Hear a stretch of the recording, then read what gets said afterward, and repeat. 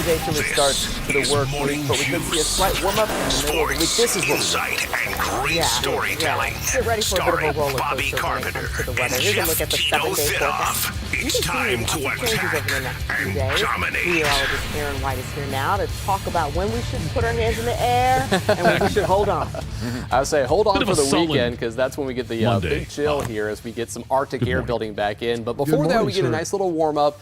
But we're also tracking some more rain and snow. And we're even tracking a little bit of light snow here today, but only for a few of us. We'll have a look at the radar picture here in just a moment. But for Columbus and most of us, we're seeing quiet conditions, but it's already cold out there. We're down to 24 degrees here this morning. Actually, now to 23. We're dropping still. And the real field down to 16. So it is a cold morning. So bundle up here today. As we are looking at conditions right now, like I said, we're tracking some light snow across southern Ohio, Jackson, Waverly, Piketon, basically anywhere south of Chillicothe, south of that line. They are not going to see any snow to the north, so we'll see some quieter conditions here later on today. That snow moving away from us, and we'll actually get some sunshine here as we head into this afternoon before we track another round of rain and snow here by the middle of the week. I'll talk about that coming up here in the 10 Weather Impact forecast. For now, the time is 6:01 here on our Monday morning. Good morning, Bree. Hey, good morning, and happy Monday to you, Aaron. As we can see right now, roads are definitely picking up for friends, as we know. In Albany this morning, a live look 161 at 62. Right here, that's not the problem. It's when you flip the camera around.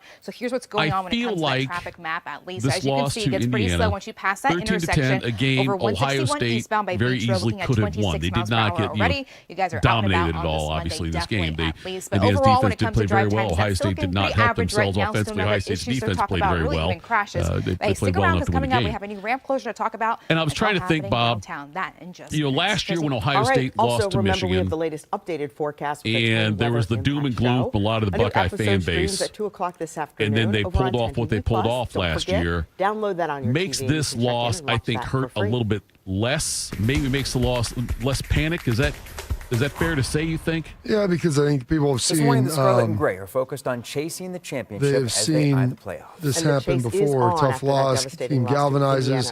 Ultimately returns to get and achieve what they were hoping for in the end. So, yeah, the fact that you've seen the Disney movie before maybe makes you feel a little bit better about where this thing could potentially go. And our job as I don't know. It was like when you watch this. Ironically, the score was 13-10, which is what the Michigan score was last year, and we got to look at all those things. It had kind of a feel like that offensively, because when you go through a loss, I mean, it's moving the ball and never involved. really being able to get the amount really of points. Come down to one play in all you'd three like. phases. A lot of pressure on Julian Sand. There was we could have put ourselves just a number of things that you didn't really feel great about in the game, but nothing that you felt that was probably.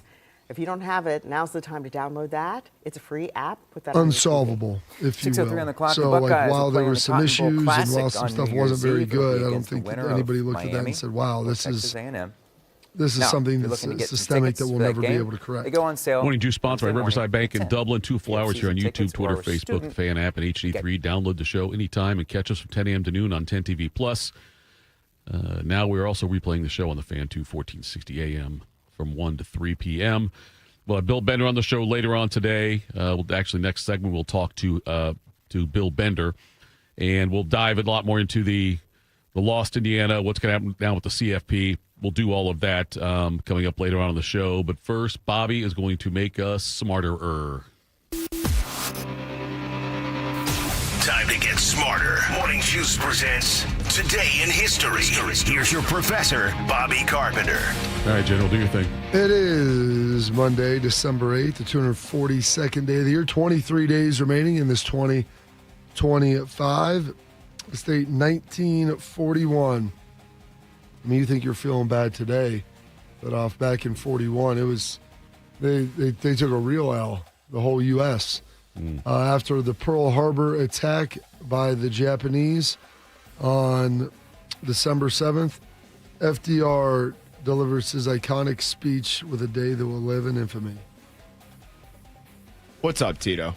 You're waving at me. Go ahead, tell me. You're trying to, you realize we're starting to play the clips now. I understand. I was going to tell them, it says there's 2 feeds going on right now in the chat. I know. They're saying they're in the web. I fixed it. Okay, I don't know if you saw it. I just want to make you good aware. to go. Okay. All right, day in infamy. Yeah. Things could be worse, folks. Here we go. Yesterday, December 7th, 1941, a date which will live in infamy. the United States of America was suddenly and deliberately attacked by naval and air forces of the Empire of Japan.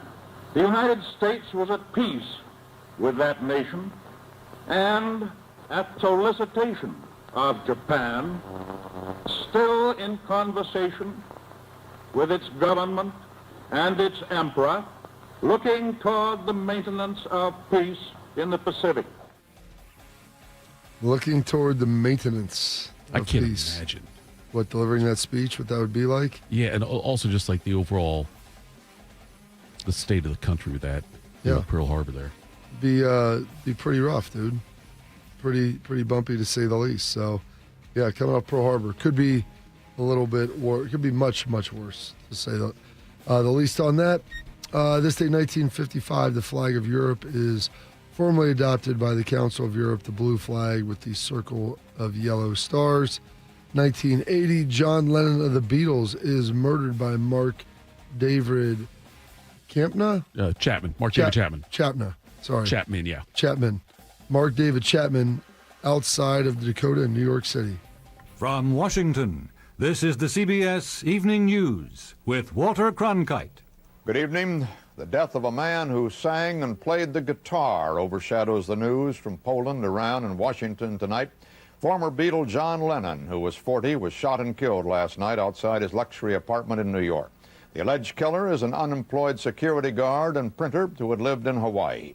News of Lennon's death touched off a wave of shock and mourning around the world. Steve Young reports. The shooting happened at the Dakota apartment building minutes after John Lennon and his wife Yoko Ono left a recording session. When they got out of their limousine, a waiting gunman said, "Mr. Lennon," crouched in military stance, and squeezed off at least 4 shots from a .38 caliber pistol. I love the description of it, military stance. He had just signed an album for that guy earlier in the evening. Mark David Chapman had come by and seen Lennon outside the Dakota before he was leaving, and he signed it. What do you want the value on that is up. It's the last one ever. When that happens, if you ever see the thing on ESPN did, like an ESPN short did on Monday Night Football that night, when Howard Cosell announced to the world, to the viewers that it had happened, and hear them talking before he announces it, and he's asking Gifford and Don Meredith what he should do, if he should announce this, how he should do that, because at the end of the game was coming up like a critical field goal attempt, I think, to win it or send it to overtime, one or the other. And so coming back to that, Howard's like, I don't know how to work this in here. And then Gifford's like, just tell it up front. Just say it when we come back. Just tell everybody about it. And it was interesting, though, seeing how they handled that back then. Was that 45 years ago today?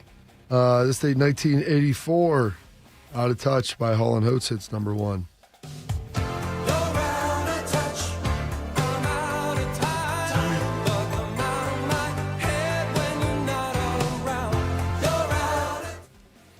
What a banger. I love Hall & Oates. I do too. I like a lot of their stuff. I don't really care for that one, but I like a lot of their stuff. Oh, that's a good one. This date, 2004, in a Columbus nightclub, a shooting occurred at Alarosa Villa as Nathan Gale kills Pantera guitarist Dimebag Darrell. On December 8th, the band was playing at the El Rosa Villa Club in Columbus, Ohio. That's when Nathan Gale, a former Marine, charged through the stage while Damageplan was playing. Gale shot Darrell in the back of the head multiple times with a 9mm Beretta handgun, killing him instantly. According to Rolling Stone, Gale proceeded to shoot and kill 3 others, a fan, Nathan Bray, the band's head of security, Jeff Mayhem Thompson, and a roadie, Aaron A. Hulk. Billboard reports that Bray climbed on stage to give Darrell CPR before attempting to aid Thompson, who had been shot twice. He was then killed after being shot in the chest. Hulk was also a former Marine and is believed to have been shot when he attempted to stop Gale. Minutes later, an officer arrived at the scene and shot 25-year-old Gale dead. According to Loudwire, the last 2 words Darrell said to his brother were Van Halen. Paul stated that this was their code word that they told each other at each show as a reminder to have a good time. Are we everything good on this date in history today? If not, let's just skip next year. No, we've got some other positive stuff coming up here. This day, 2007, Noel by Josh Groban hits number 1, his top-selling album in 2007.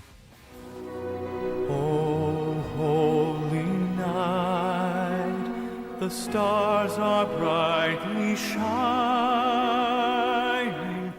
There you go. A little positive there. 2013, Metallica performing in Antarctica, making them the first band to play on all 7 continents. Well, and then this is a negative. 2019, the first confirmed case of COVID in China. No good there. Some birthdays, though. Eli Whitney, the inventor of the cotton gin, 1765. Born on this date, 1861. William C. Dumais, the founder of GM and Chevy. Sammy Davis Jr., how about that? Singer, actor, dancer, comedian, Rat Pack fame. Born on this date, 1925. Oh, the Candyman can. The Candyman can. The Candyman can, 'cause he mixes it with love and makes the world taste good. Makes the world taste good. Oh, some other birthdays. Jim Morrison of The Doors. Born on this date, 1943. Hello, I love you, won't you tell me your name? Hello, I love you, let me jump in your game. Hello, I love you. There we go with that. Kim Basinger turning 72 today. I gotta go to bingo. Maybe he'll be there. I'm going nowhere. 8 Mile. Stop it! Stop it! It's your fault he left me! You ruined it! You ruined it! You fucked it all up for me! Who's gonna want me now? Who's gonna want me? Where are we gonna live? We don't have any money. We don't have anything. What am I gonna do? What am I gonna do? What are you gonna do? Lily's out there by herself right now. Why do you gotta be like this? What did we ever do to you? Get the fuck out of here. Get the fuck out of my house! Get the fuck out of my house! You ever seen 8 Mile, Bodie? I have. It's been a long time. Wouldn't exactly qualify her for Mother of the Year.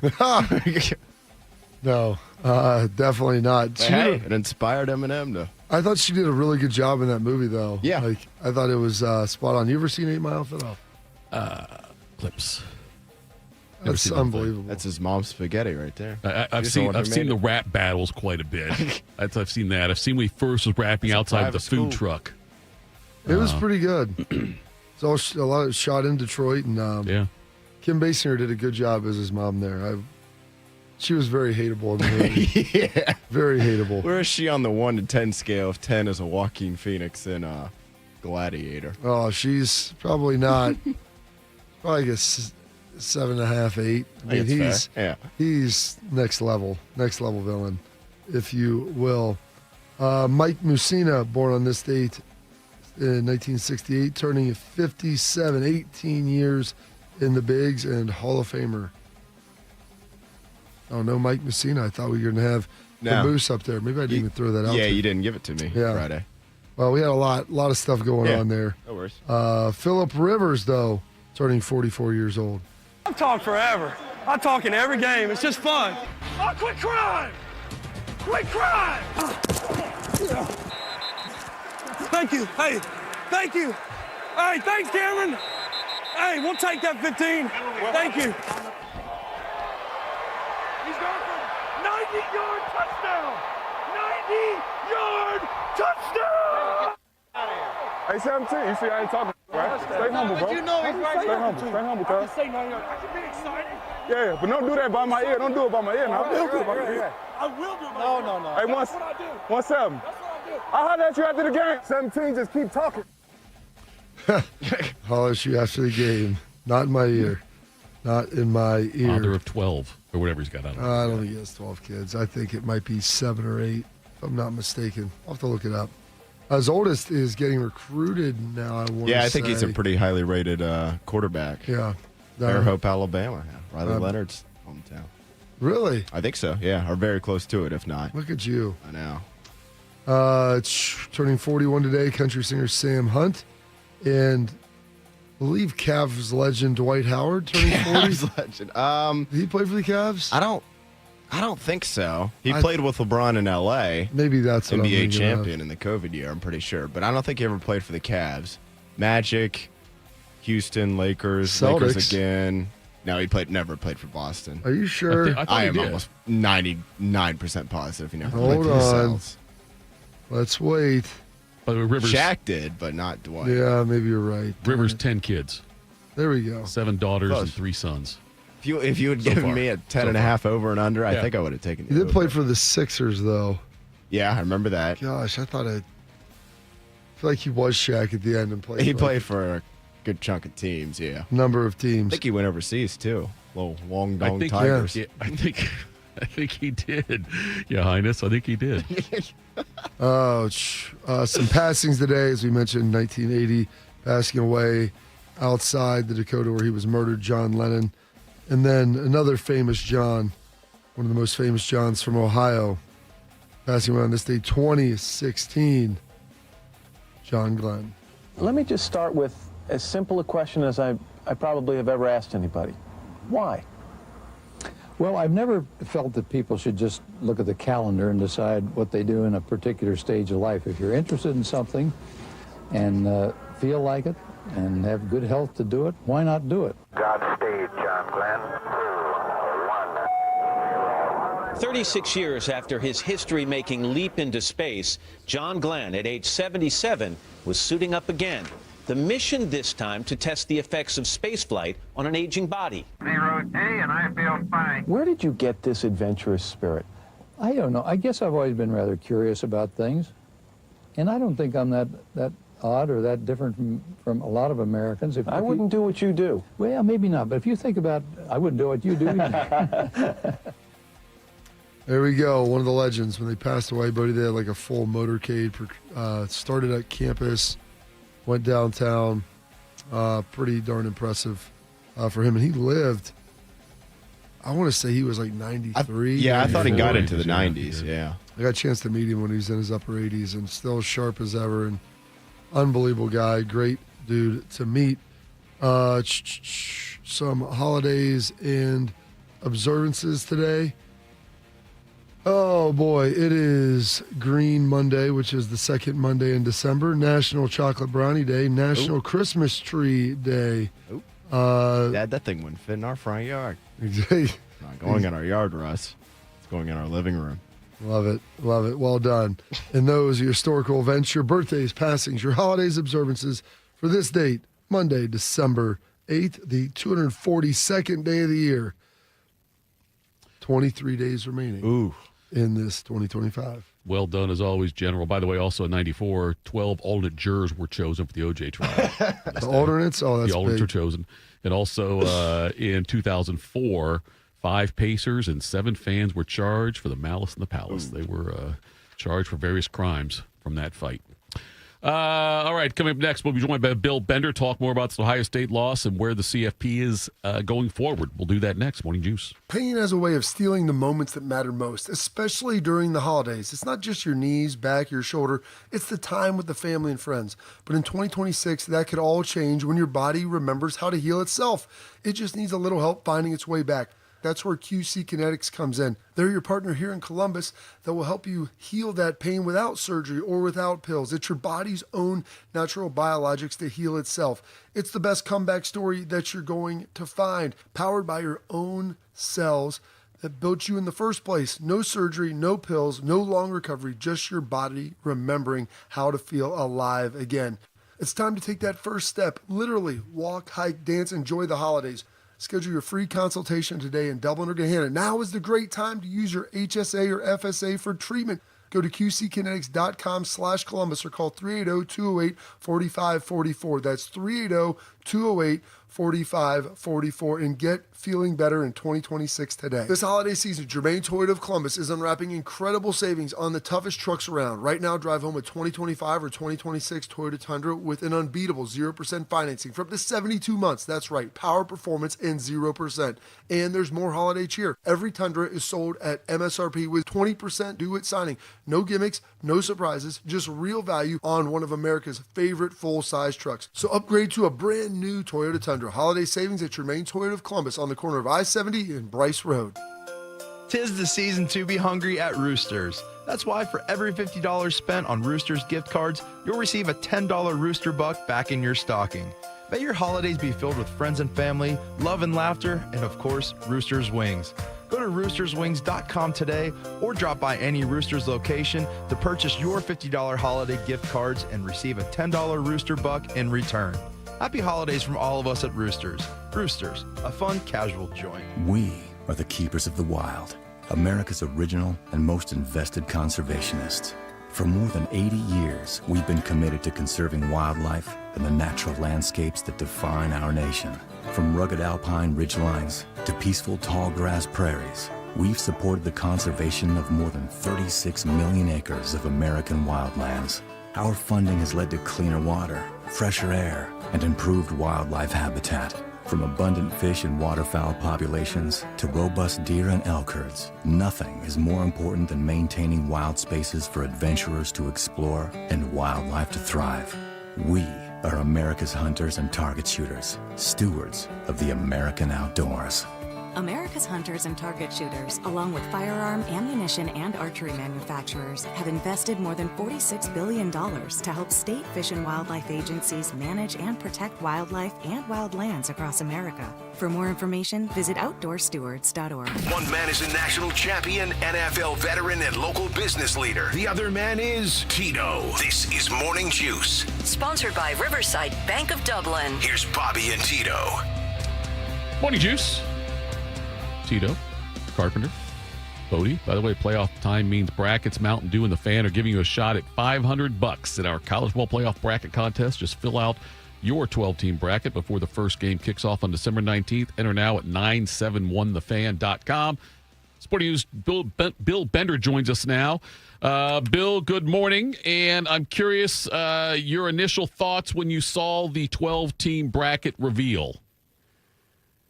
Well, I mean, Notre Dame should be in, and it's a flagrant miss by the committee. You can't have somebody in the top 10 the entire time and then just, say, oh, well, you're not, and have this justification. I get Miami in the head-to-head. I understand all that. But I honestly thought of those three, I would have squeezed Alabama out. You lose. You can be penalized for conference championship games, especially when you lose by 3 touchdowns. I think that's it. It's a function of how the game looks, and Alabama has not looked great here the last month of the season, really at large. They've had some spots, obviously, Bill, but like Notre Dame, I think is playing as well as anybody in college football right now, and so that's where this committee had kind of backed themselves into a corner. Let me ask you this: do you think that this was now basically looking at it a lose-lose where? I mean, Alabama's the only team that didn't drop after losing their conference championship. Now, BYU got beat up pretty good, but Chris Plank and I had talked about this on our XM show where last Tuesday there was the conspiracy. Well, if BYU wins, Notre Dame gets knocked out. If BYU loses, they slide back, and then you get the head-to-head.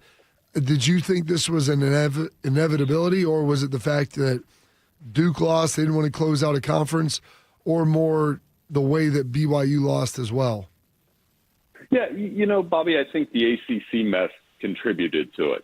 So had Virginia won, I think Notre Dame might have just got in at that point because the ACC would have had a team in. And I know that's kind of my conspiracy theory there. When as long as all the Power Four conferences have at least one team in, everybody's happy. I don't think the committee or many college football fans anticipated both James Madison and Tulane getting in the playoffs. And obviously, Ole Miss beat Tulane 45-10 in the regular season. James Madison's a 3-touchdown underdog against Oregon. So, a lot of my buddies are at least asking me, why wouldn't you have Notre Dame and Texas in at that point? And I kind of agree with them on some level. So what kind of changes do you think will happen or should happen, need to happen, regarding the way they do this? Well, Tito, I think it's easy. I've said this over and over again. I think we got to lose the conference championship games. As exciting as those games were over the weekend, they do more than hurt. They do more hurt for the loser I would say, in most cases, than like for Virginia and BYU. But Alabama didn't get hurt. And then I would go to 16 teams. I would play the first 2 rounds on campus. Why have a top 4 seed if you can't have a home playoff game? Why Ohio State top 4 seed, you should get a second round playoff game at home. And then go from there. And I would we can do it by committee. We can do it by the old BCS rankings. We can use the OHSAA system for all I care. But I think we need to get the best 16 teams in order in the playoffs. Would you be a favor at this point of the group of 5 having their own playoff? It's a tough one, Bobby. As you guys know, I'm an Ohio grad, and as a Bobcat, you have that dream of them making the college football playoff. But on some level, would I have more fun watching Ohio in a kind of FBS Division II type playoff over, going somewhere and losing by 3 touchdowns? I mean, I would say probably, because, they're playing UNLV in their bowl game, and as exciting as that is to see them play against Dan Mullen and the Rebels, if that were a semifinal of some sort, you were playing for a trophy, that would be pretty neat too. Before I brought you on, Bill, I did a read on the fact that the fans got their bracket challenge. Have you filled out a bracket with the 12 teams? And if so, do you have any upsets, or who do you have winning it? Well, I filled it out in about 10 minutes. I think the game that will determine the bracket, if it happens, would be Georgia and Ohio State. I would pick the winner of that game to win the national championship. On the other, that was the interesting thing with the Ohio State loss, is it moves them to that side of the bracket where I think Ohio State and Georgia, I had them in the championship game over and over again all season. Buckeyes lose, they fall to the other side of that bracket, so they'll have to play them before that. The 2 games I want to see are that one, and then Oregon and Texas Tech in the second round would be an amazing game to watch. The Red Raiders, I've said it over and over again, they are the most interesting team in a lot of ways in this bracket. Can they build on that Big 12 championship and go? I did pick Georgia to win it all, but, like I said, Bulldogs or Buckeyes, whoever would win that game. What were your thoughts on Saturday night over in Indianapolis? Well, you got to give Indiana credit at some point. Like Fernando Mendoza made a couple plays when it mattered. Obviously there was a couple opportunities for the Buckeyes in the red zone that didn't go their way. And this Hoosiers team, I was impressed with their defense and just the way that they kept everything in front. It's not like Ohio State played bad defensively. It was just a classic Big Ten championship game where you got to give credit for Fernando Mendoza for making the plays at the right time. I do think he'll win the Heisman as a result. I mean, and he probably should, because you win a game like that on that stage, you deserve what comes with it. And Curt Cignetti, whether you love him, hate him, have some opinion in between, there's no doubt I think Urban said it best. This is one of the best jobs in the history of college football, what he's done the last 2 years. Bill, last year after the Indiana had their run, I said that's the best season Indiana football will ever have under Curt Cignetti. Looks like I was wrong on that. But now, is this the best season Indiana will ever have with Curt Cignetti? You know what? I was a doubter, too, and I'm not going to sit here and pretend like I wasn't. I would sit in meetings last summer and say, well, they better Google Iowa, and they better Google going to Oregon, and they better Google this. And sure enough, they've gone right through all of it. And I'm still doubting them. You're like, well, let's see what they do in a playoff game if they play this team. And the thing about the Notre Dame snub that kind of makes me the most angry is how I had the projection. It would have been cool to see Notre Dame play Indiana again, because the Irish took it to Indiana in the playoff last year. I thought Notre Dame would have been that 8 or 9 seed that, like Bobby was saying, they were playing as good as anybody. And now they're not even going to play in a bowl game. And a lot of people are calling them sore losers for that. But you know what? This is going to be a thing every year. That team that, whether it's do you guys think Alabama, that they would have just accepted the decision in Tuscaloosa if they didn't get in the playoff for the second straight season after playing in an SEC championship game?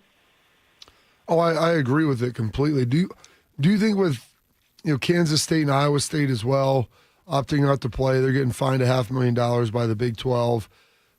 Notre Dame not playing. It seems like this is the beginning of the end of kind of maybe the current structure as we have it in college football.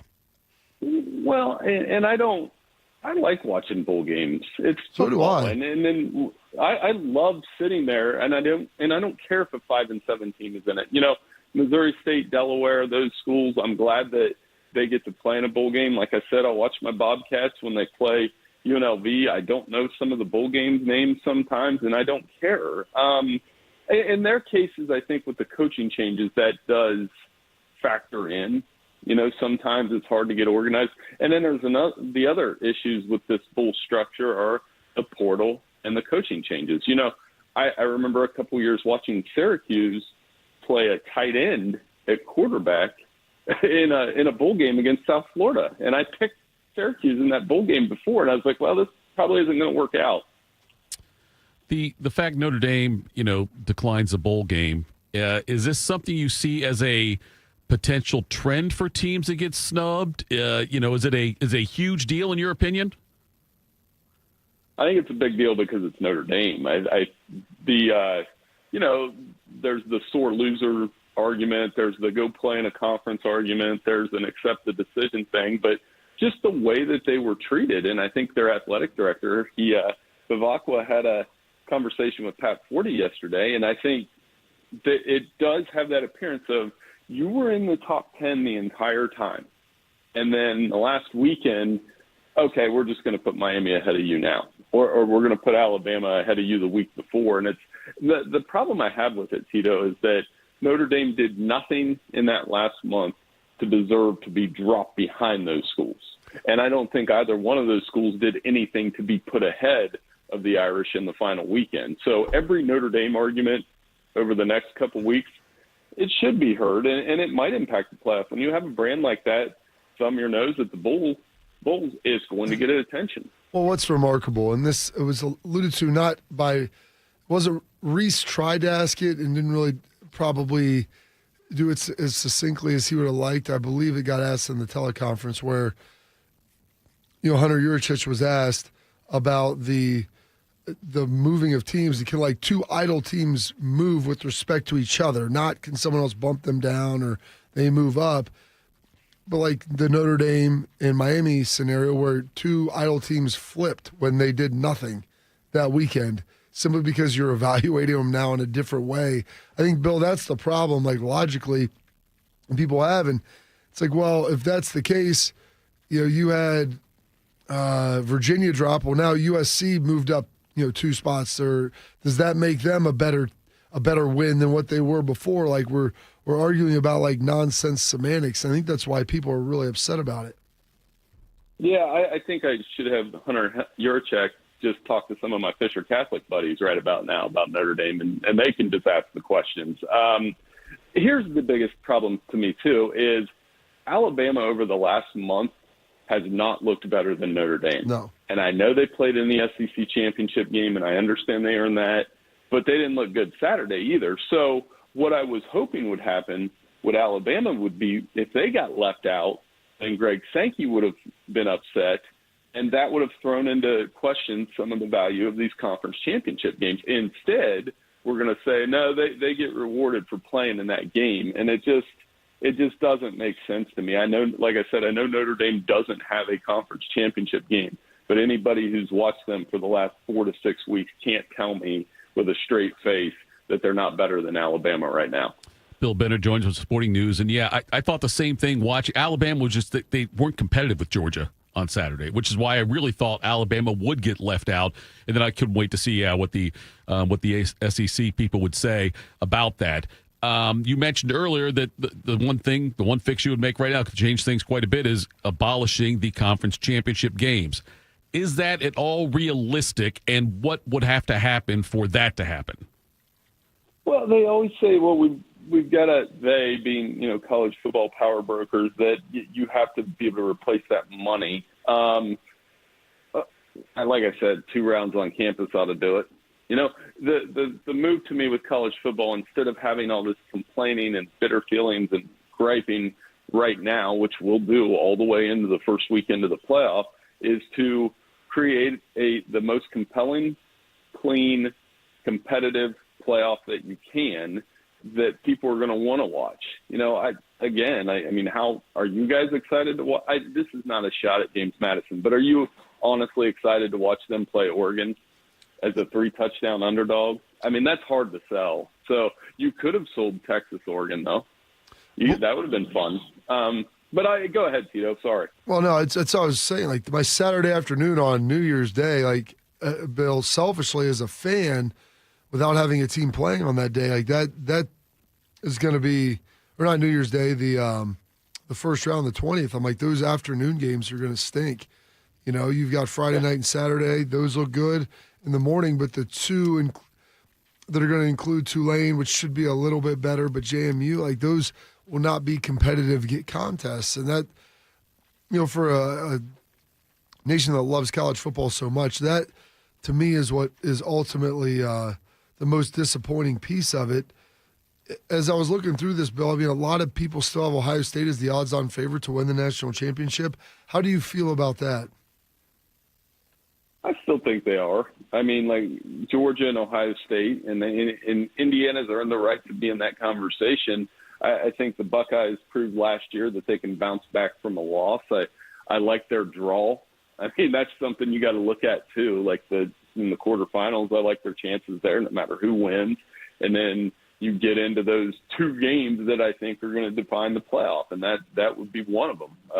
Ohio State, Georgia, they've been due to play each other since that semifinal a couple years ago. Kirby's done a fantastic job with the Bulldogs this year. They're not like they were in 21 or 22, but they're still pretty darn good on both sides of the ball. And then, if the Buckeyes can get that one. The thing about the Big Ten championship, I did like, it was an awesome game. It was an awesome atmosphere, but it clearly meant something to both sides. And I do like that they did put Indiana and Ohio State on the opposite sides of the bracket so that there is the potential for a rematch. But it wouldn't be in, like, the quarterfinal or semifinal round. Bill, we appreciate the time, as always. Thanks so much, buddy. We'll catch up again next week. Hey, sounds good, Tito. I'll talk to you guys then. Thank you. You bet. That was Bill Bennett of Sporting News joining us there. Yeah, bothers me about the Group of Five thing and having two of them in there is they, in my opinion, have zero chance of winning the championship. They don't really have a chance of even winning the first game. Right. And the problem is, though, I don't think Duke would have been in any better. No. I don't think they would have been in any better position for that based upon who they'd be playing. I could see Notre Dame getting a run in and playing for the national championship. Notre Dame, Texas, Vanderbilt, like, those are the three schools that probably have the most legitimate beef. I would say Notre Dame, Vanderbilt, and then Texas in that order. And the sad thing is you could have had two of those three teams in, and it would have been really compelling, and you would have had great matchups all over the place. And I accept in the 68-team NCAA tournament that there's a lot of teams that have no chance of winning it, but because it's 68 teams, I get it. But, like, in a 12-team college ball playoff, don't give me a team that has no chance. I don't want to see that in the field. You don't want to watch it. Like, plus, too, in the first round of the NCAA tournament, there's multiple games going on. Yeah. There's 4 games. The 20th, that's the Saturday, correct? Yeah. I mean, the afternoon games are going to be terrible. Yeah. Like, you've got Oregon and James Madison. That's the night game. I mean, you're going to watch, 2 drives of that? Like, all right, you guys want to put a movie on? I mean, that's, yes, I know. And that sinks. I mean, it's just what it is. Like, Oregon, listen, congrats to Oregon. Yeah. If you're Oregon and Ole Miss, like, you're essentially getting a bye, especially Oregon. Ole Miss, we'll see without Lane and how that ultimately works, but they still have most of their players, and they're going to be well-positioned. Hell, there is evidence. Like, you saw Tulane play Ole Miss this year, and it was a beatdown. Mm-hmm. And that's the best that you have to offer. Yeah, and you're right. And it's they botched it. I can't believe that Alabama stayed in and Notre Dame did not get in. That's just befuddling to me. Coming next, quick hitters, Morning Juice. James Laurinaitis here for my guys at Green & Sons, the premier Kubota dealership in Central Ohio. Green & Sons has all the Kubotas you need to tackle your land and come out a winner. They have zero-turn skid steers, tractors from 18 to 171 horsepower, and also utility vehicles. My favorite is my RTV Sidekick. The best thing about Green & Sons is they've been family-owned and operated since 1970, and you will love dealing with the Green family and their winning team. Do what I did and check out Green & Sons located in Mount Sterling and Marysville, or online at greenandsons.com for all your Kubota needs. Hey, Max, you look absolutely dashing in that purple tie.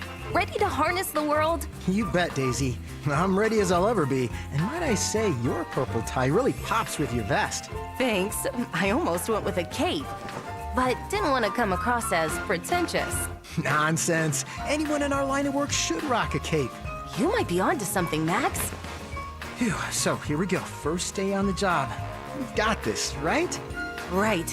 Don't forget, we both graduated from Dogs Inc. with honors. Which means I can guide my human around a busy city with ease. And I can give my human a restful night. I hope my human is kind and loving. And I hope mine likes wet kisses and zoomies. Ready to make a difference? Born ready. Let's go. Discover how extraordinary dogs like Daisy and Max change lives at no cost to the recipients. Visit dogsinc.org. It's been a real journey since 2014 when I first had my injury. I realized that my home was just not working for me and that it was time to ask for help. Homes for Our Troops is really giving me my life back. The shower allows me to go in and turn around with my chair, pull down storage racks, automated door systems, hours of my morning given back to me. Adaptive sports are a huge part of my life, a huge part of my healing journey as well. Homes for Our Troops helped with making sure that I had a home gym so that I can continue to train. This past year, I was able to host Thanksgiving in my home. And it was the first time I was able to have my whole family in one place and I was able to contribute to the meal. There are a lot more veterans in need, and Homes for Our Troops is going to be there to help them too. Homes for Our Troops builds and donates specially adapted custom homes nationwide for severely injured post 9/11 veterans and enables them to rebuild their lives. Join our mission at hfotusa.org. I thought mixing bleach with my floor cleaner would take the stain out. When my youngest ate the dog's medicine, that was a new one. I was trying to protect my garden, but I accidentally sprayed myself with pesticide. So I called 1-800-222-1222, the poison helpline. A poison expert helped me figure out what to do next. I was connected to someone who spoke Spanish. They answered my questions. It was free. It was confidential. It was real help in real time. Keep the poison experts in your pocket. 1-800-222-1222. If you're looking for the inside scoop on the Buckeyes, you've come to the right place. This is Morning Juice. Thank you to Bill Bennett for supporting us, for joining us. Hop in the chat, folks, if you'd like to. The YouTube chat there. We are lots going on, lots being said by our loyal juicers. Right now, though, let's do some quick hitters, Bode. Morning Juice presents Quick Hitters. Sponsored by Dr. Mark Levy. If you're snoring and not sleeping, call Dr. Mark Levy today at 1-800-MORE-SLEEP. He's a despondent Bodie Wells. Just happy to be alive, amigo. That's all I got for you guys. All right, guys, college football here. A lot of college football and NFL and quick hitters today. The AP poll was first introduced in the college football for the 1936 season. Since then, would you guys like to guess how many times Iowa State finished in the final AP poll top 25 for a given season?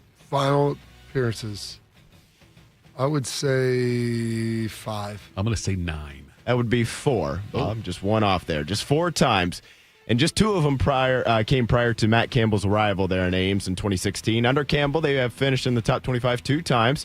That includes a top 10 finish during the 2020 COVID year. They also sort of nearly made the playoffs last year. They lost to Arizona State in the Big 12 title game. A win would have gotten them in. They did get blown out in that game. But hey, nevertheless, overall, he owns a 72-55 record in 10 years there in Ames.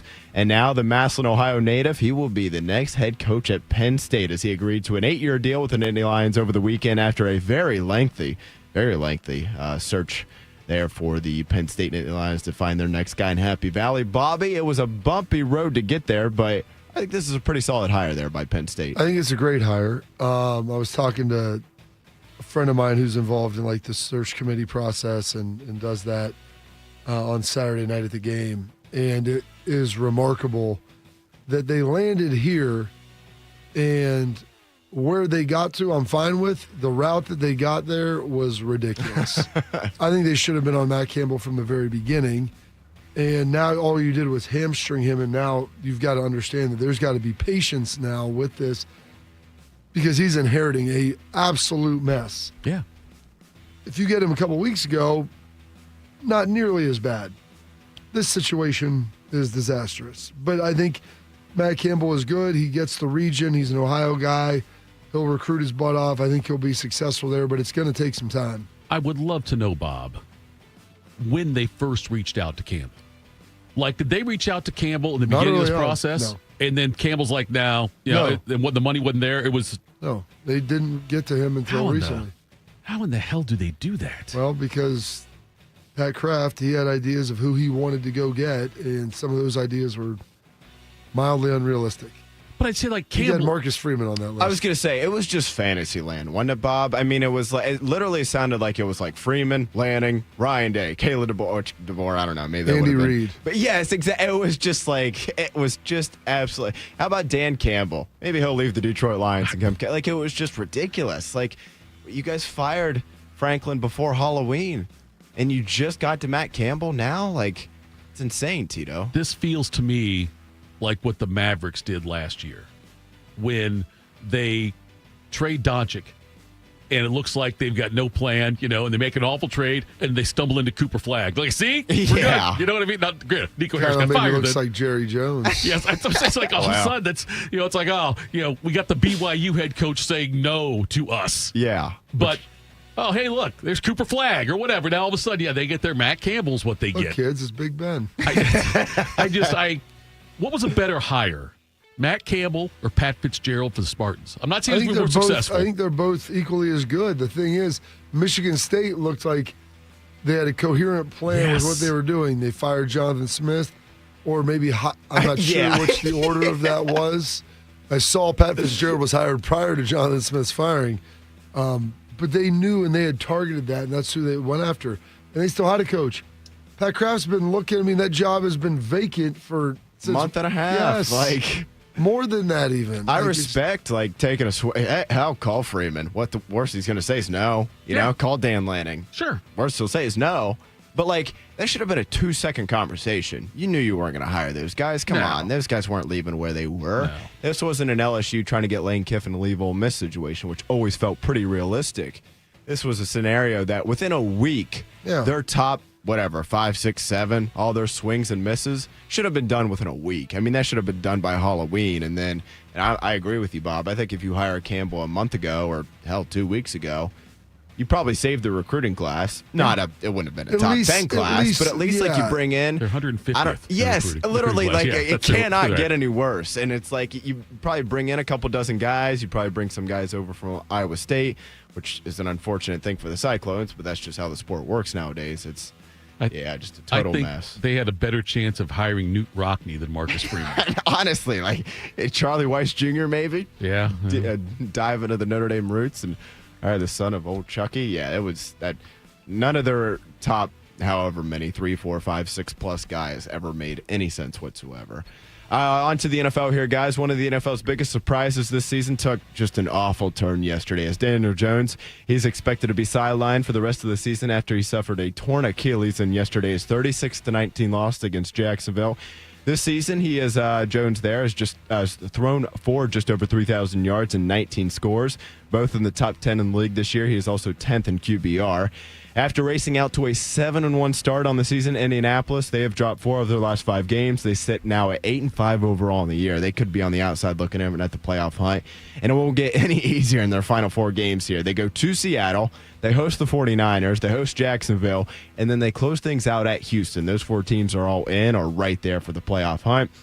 The Colts, God love them, they're going to turn their reins over to rookie quarterback Riley Leonard. Tito, we love him. Wait, they're not even playing Richardson. I don't know if he's on IR. He was on IR, but I don't know if he can come back. Maybe he could. I don't know on that one. Yes. Yeah, he went. I know Leonard went into the game yesterday. At least. Yes, I knew that, but I thought I didn't realize Richardson was hurt that bad. But Tito, tough break for a Colts team that, just as of 3-4 weeks ago, it felt like, can this team actually win the AFC? And now it looks like they're going to miss the postseason altogether. And it's so unfortunate for Jones, too, who was having such a big year and big money in his future. Yeah. Not that he didn't have big money before with the Giants, they foolishly paid him, but he was going to get big money here.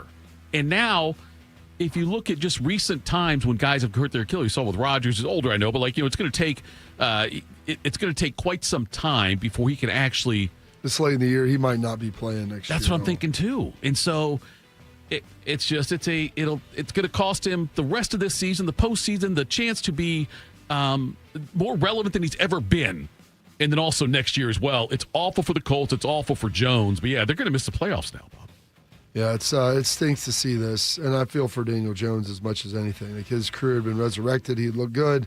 He's running around. And then you get that non-contact Achilles pop just a random Sunday afternoon. And it's going to be no fun for him. And the biggest thing is it's so late in the year that I can't imagine him coming back for next season. I can think of a quarterback that's out there that's also coming off an injury that's had some recent experience in Indianapolis.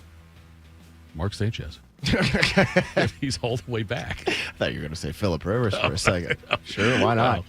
Say Deshaun Watson. Yeah.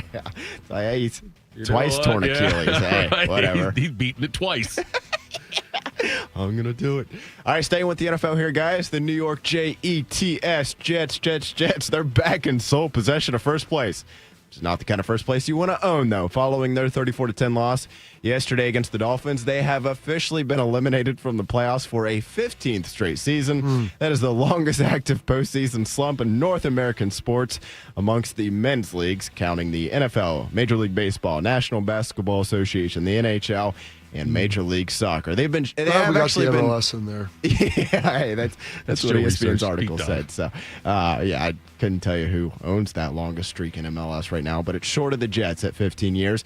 They've actually, funny enough, they've been sharing it for several months each year with the Buffalo Sabres out of the NHL, but they're currently at 14 years. They still haven't obviously been eliminated yet from the NHL postseason this year. But the Jets, they will be out of the NFL playoffs, so they have bumped up to 15 years. How about this, too? As bad as the Jets season has been, they're 3-10 this year. They still, as of today, long way, got 4 games left, but as of today, they would still only pick 7th in the NFL draft. Like, that's a handful of spots down there. So, Bobby, when it rains, it pours for the poor Jets Jets. Yeah, that's they've been 15 years, man. That's a long time, exactly. Pretty remarkable that that's the case, but they've been bad. I mean, going back, speaking of Mark Sanchez, he was a quarterback, I think, the last time they went to the playoffs. I think made the AFC title game back-to-back years and haven't made a sense. That sounds about right. And that's been where they've been resolved to since then. This is one of those things where, it's just the Jets, if they win more than 3 games this year, they failed. Because you don't want to, this team now just has to go full tank mode. I don't know. I like they kind of traded everybody. And then they won. They beat, what was it, Atlanta last week or whatever? Yeah, they beat Atlanta. That's right. Yeah, it's a pathetic run for this franchise. I don't. It feels impossible. 15 years? Because the NFL is designed for you not to be bad. But good. Listen, don't ever underestimate bad management. And you can look at it, it's not like it's some small market team. You know what I mean? Now, granted, everyone's got the money in the NFL. I'm not saying, but if you had told me something like this happened with like a Bengals type franchise, it'd be more believable to me than to think the Jets have fallen this far. And the Giants too. Yes. I mean, they've made the playoffs and they won a playoff game when they beat the Vikes. Was that 2-3 years ago or whatever? Yeah. But still, I mean, since they won the Super Bowl in 2011, if that sounds right, the same year that I think the Jets made the AFC title game. How about that? We were a game away from Jets-Giants Super Bowl in 2011, and now both of them have just completely fallen apart for the most part. Yeah, I believe. Jets, Browns, Raiders, Titans, Falcons, Cardinals, Saints, Commanders, Giants, all eliminated right now. Or eliminated. They'll be eliminated tomorrow, too, but they're eliminated, though, from playoff contention. Right now in the AFC, you would not have the Colts, Ravens, or Chiefs in the playoffs, which is hard to believe. In the NFC, the Lions would not be in, neither would your Cowboys. The Bears, who just recently were they were the number 1 seed in the NFC, they are now 7th after that loss to the Packers yesterday. They fall away to 7th because now Packers take that spot in the as far as the division goes. But Bob, if I gave you one of those teams I just mentioned, Colts, Ravens, Chiefs, Lions, Cowboys, you could wave a magic wand to put one of them into the playoffs. Who would it be? Lions. They're the most compelling team. I mean, they just beat up the Cowboys pretty good on Thursday night. When they're cooking, they're as good as it gets. And I love seeing Dan Campbell on the sideline. Dallas would probably be number 2, though, for me, in Kansas City 3. The Chiefs, speaking of those Chiefs, Bob, they are right now 2 games behind the Houston Texans for that final playoff spot. Now, granted, we've got 4 games left. Do you think the Chiefs will be in the playoffs? How many games back you said they are? They're 2 games back. Then the Colts are between them also, and the Ravens. The Chiefs and Ravens are both 6 and 7. The problem, like the Ravens are actually starting to play better again now. I know they just lost to the Steelers, but Kansas City still has Chargers at home. Yeah. We're at the Titans, so should get that one. Broncos at home at the Raiders. So 2 gimmies, 2 tough. 2-2, I think. 3-1, absolute best. They have what, That's 6 still wins? 9-8 though. Yeah, I don't think that gets it in. And the Texans now have the head-to-head tiebreaker over Kansas City. Yeah, because that's the of the problem. fact they beat them twice. Yeah. Well, no, but they'd still beat them. Yeah, right. The Texans beat the Chiefs. Or, I'm sorry. Yeah, Yes. they're not in the same division. No, not same division. Yeah, I'm sorry for that spot though. Yeah. Whereas the Texans have the Cardinals and Raiders both in Houston, at the Chargers, host the Colts. I think the Texans are going to end up. They could win that division over Jacksonville and get that spot anyway. But then Jacksonville has a 3-game lead over the Chiefs. Yeah. If that would happen, Jacksonville's got the Jets at the Broncos, at the Colts, host the Titans. So it seems very impossible almost now that the Chiefs will even get into the playoffs, even if they win all 4. You That's never what I'm saying 10 Yeah. and 7, they getting it done. Yeah, you never know with the NFL, especially in the postseason, obviously. But man, it feels like Buffalo. Like, not that there's some juggernaut, but Right. if there was ever a year for them to finally break through and kind of get over that hump, especially with Kansas City not being in the postseason, Right. Feels like Maybe this would Baltimore certainly not be the year to do it. Yeah. Maybe Baltimore not either. Do you need a bank that truly values local business in this town, an opportunity to work alongside them as partners, whether you're a small business or a large operation? Riverside Bank of Dublin, they've got the right tools for the job. Riverside Bank of Dublin has the experience of working right here in Central Ohio. They understand the business climate in our area and will help you reach your goals. Whether you need an SBA loan to get your business off the ground, a line of credit to keep it running smoothly, or equipment financing to get your business up to scale, Riverside Bank will tailor a solution that fits your needs. Visit them at riverside.bank or stop in to get to know them at 6300 France Road. Riverside Bank of Dublin, member FDIC, equal housing lender.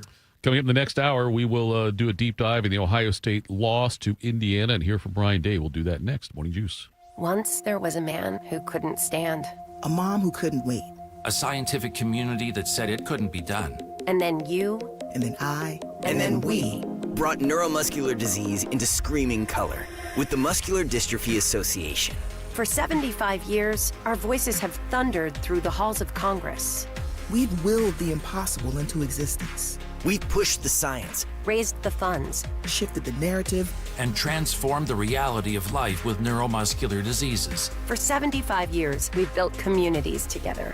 Established the field of neuromuscular medicine, and made it thrive. Call that a legacy. Call it impact. Call it momentum. Just call it ours. Because it's the generations of community heroes that give MDA the strength we have today. And until neuromuscular disease is a thing of the past, you couldn't stop us if you tried. Join us and celebrate 75 years of breakthroughs at MDA75.org. You know what hope is? Hope is action. Carving a path forward, even when it's hard. And kids who still know how to dream. They're the best pathfinders of all. So at Child Fund, hope means helping millions of children living in poverty worldwide to grow up healthy, educated, skilled, and so all those good things can come true for them. Safe. And that means safe at home, safe at school, and safe online. Hope means walking this path together. All of us. Because when we work together, we can do so much more. That's right. Hope includes you. Child Fund, because we need each other.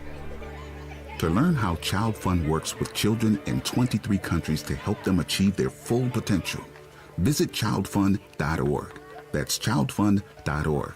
Hey guys, 13-year NFL veteran and Super Bowl champion Jason McCourty here, and I'm the Innovation Ambassador at FAIR, Food Allergy and Research Education.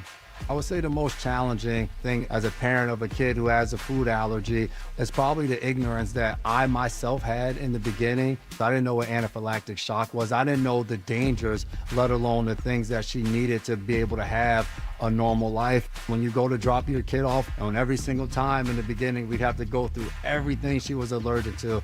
Preparation is everything. And me, for playing football for 13 years, it was all throughout the course of the week. It's getting ready for game day. When you're on the field, you're playing for your fans. At home, you're playing for your family. My playbook: read labels, keep it allergy friendly, and have an epinephrine nasal spray as a backup plan. Because when my family's safe from food allergens, that's the real victory. Visit foodallergy.org to learn more. Proud to be your go-to sports addiction. WBNS, WBNS-FM, HD3 Columbus. The Fan 3, Ohio sports destination. Attack and dominate. You're locked into Morning Juice. Sponsored by Riverside Bank of Dublin. Here's Bobby and Tito. All right, Morning Juice, second hour of the program. Breaking news: Ohio State falls to Indiana 13-10 on Saturday in the Big Ten championship game out in Indy. One of the things that I talked a lot about last week, Bob, and even when I did the Fan Sports Saturday with Reeser this past weekend, was Ohio State rarely gets outplayed in the second half of games. And it's been that way during most of Day's tenure, but they seem to make the right adjustments. And they were outscored 7-0 here in the second half of this game, which, also just even on the score part, it rarely happens. Ohio State gets outscored in the second half of games, especially games like this. I know it's happened against Michigan a couple times. It happened, I believe, in Eugene last year. They may have gotten outplayed there in the second half, but by and large, they do not. And here is Ryan Day talking about learning from the loss. Yeah, well, it's 24 days away, so when you think about it, I think it's 24 days, but right around there. I think when you look at it that way, it's a long road, and we're fresh off of this loss, so you can't just move right on so quickly, because you got this time to kind of identify the things that didn't go well and what we got to do to get fixed. But we'll quickly flush it out, identify what those things are, and then it'll be important how we practice, because we got to keep our edge throughout the month. A similar amount of days off, right, from last year, from Michigan to the first playoff game, correct? That sounds about right, because last year you didn't have the Big Ten championship. Right. You played like the 18th, 19th, 20th-ish again that time. And then, this year you played an extra week, but you get an extra week plus. Yeah. So maybe it's a little more, but it's comparable, I would say. And I would say that that's probably the fact that that's happened that way. They don't have to play next week, or they don't have to play in a month and a half or whatever. Like the fact that it gives you time to sit there and look at it, like Ryan said. Like Michigan last year. I mean, you had to stew in that. They had the meeting. You have to kind of figure some things out. I mean, it'll be a little uneasy here this week over at the Woody Hayes as they're trying to find solutions to some of the problems that occurred on Saturday night, some issues that maybe they didn't know they had. Day also talked about that last drive of the first half, when it seemed like Ohio State, if they could have gotten something done there, it could have changed the way the game would play out going forward. Here's Ryan Day on that last drive. Yeah, I thought that was absolutely the right thing to do. What you're trying to do is win the middle eight there, and you want to get that thing down to 2 minutes, and we still have 3 timeouts left. So it wasn't a time management issue as much as it was we had to get the first down, because if we had gone faster and not converted on that, then we would have given them more time to come down and score. So the number one goal was to end with the ball or points. Now, that being said, we also wanted to convert on third down so that we had an opportunity to get points. But, if we're not going to convert on third down, we don't want to give them the ball with any time, certainly when we had the ball coming out of halftime. So I think all the analytics would tell you that that's the right play, especially with 3 timeouts left. But we got to convert. And if we don't convert, then it doesn't matter. So that's the bottom line. And we spend a lot of time thinking about that and making sure we're putting our guys in the best position to win that middle eight. If Ryan Day could have taken something back from the game, like I wish we wouldn't have, or would run this play differently, or run a different play here in this situation. Do you think there was a moment where he's like, you know what, I wish we would have done this differently at this point? Well, what he's saying there, people get upset about it, but when you have 2 minutes left and you're in your own territory, if you go 3 and out and burn 18 seconds off, you're putting your defense back on the field. Right. And that's not a good thing. And that's what he's talking about there is, Usually you run the first set until you get a first down. Then as soon as you get a first down, you start going fast. But if you don't, you want to make sure that you're not giving the ball back to the opposition. You don't want them to score points. You would like to score points, but net neutral is far better than a net loss. And so he was trying to balance that, and they just couldn't get anything going.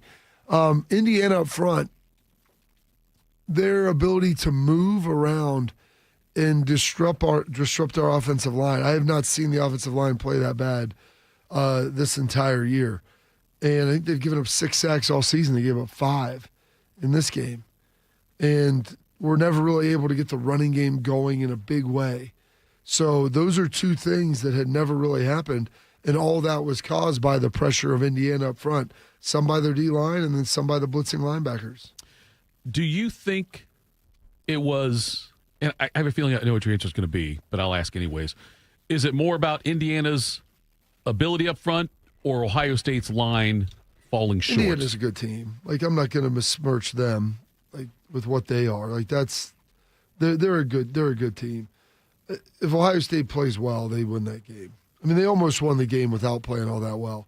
You got to be able at some point to make a field goal.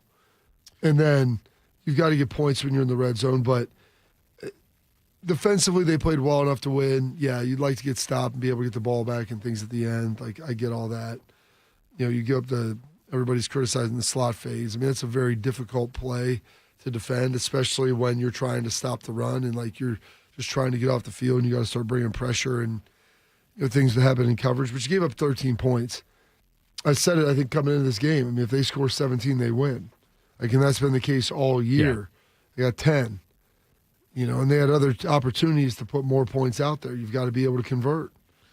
Dan Galley puts out there 21 days last year for the break, 25 this year before their next game. So here was Ryan Day talking about the defense. No, defense played well. I mean, you know, in my opinion, well enough to win, but at the end of the day, our goal is to win. And so I know that, you know, they want to make a few more plays to win, but it's team football. And, you know, the bottom line at the end of the day, you know, we didn't score 2 touchdowns or 2 trips into the red zone. You know, two drives down there, we come away with nothing at the end of the game. And you get a field goal, you're in overtime. You get 2 field goals, you probably win the game. You score 1 touchdown, you win the game. But that's football. You do or you don't, and we didn't get it done. And so we can take a look at all the different plays that went on down there and the singular plays, but it's the combination of everything that went on. So we got to take a hard look at it and figure out why that didn't happen. And there's a lot that goes into it, and we got to put our guys in a situation to be successful. And you know, we have good enough players. So you know, somewhere along the line we came up short, and you know, that's what hurts when you come off of a game like this. Bob, I know that I know you have a Heisman vote, but I know that there's like all this talk about Mendoza won the Heisman. Mendoza should win the Heisman now because he wins that game. Mendoza didn't do much against Ohio State. He made a couple big plays. Right, but it's not like he had this. Yeah, he had 200 what was the number? 230. Take a look. I can get it for you here. I've got it pulled up. I just need to click over from the box. 222. 222. 1 touchdown. 15 of 18, 1 pick, 15 of 23. Right. I mean, nothing to write home about, but he made plays in critical moments. He had a nice ball to Surratt on the slot fade. I mean, he put the ball where it needed to go. And, yeah, I mean, nobody else did anything to win it this weekend as well. Like, right. Pavia wasn't playing, Love wasn't playing. And so this just was another data point to be able to look at. And, you know, they don't want us talking about our votes until it's fully released of who we voted for and everything. But I said that game was going to go a long way toward determining who I thought was going to win the Heisman Trophy and who I was going to be nominating at that point. Is the deadline for today for the votes? You had 48 hours since it was turned in. Yeah, so I think Monday. I already voted, but it was Monday at I think Monday at maybe 5. Today at 5. Would it surprise you if someone? I'm going to ask you for your vote. I don't want you in any kind of trouble with that. But like, would it surprise you if Mendoza doesn't win? Or can you say that? Yeah, no, I think they could. Based upon what I've seen, I mean, I think that he's definitely going to be there, and I think that he is the favorite at this point. And so to say it would be surprising if he didn't win, I think that might be a little much. But yeah, I would think that he would. Think we'll have 2 Buckeyes in New York at the ceremony? No. No, just saying. I think saying will go, but I think that'll be it. Okay. Here is Ryan Day talking about who they may face in the Cotton Bowl.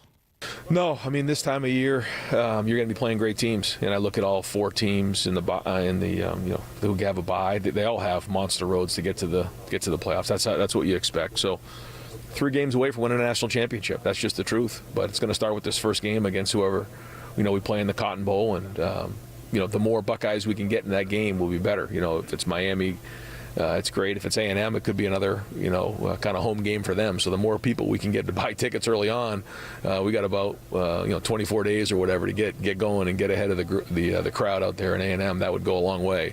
We always travel well down there, and so again, the more people we have, the better we'll be. But it'll be a great environment and against a great opponent. What's remarkable is I had booked my flight to Miami when they came out as second. I was like, all right, you're going to send Texas Tech to the Cotton Bowl, their Big 12 champ. Obviously, Indiana to the Rose, Georgia to the Sugar. So, okay, Ohio State just logically wound up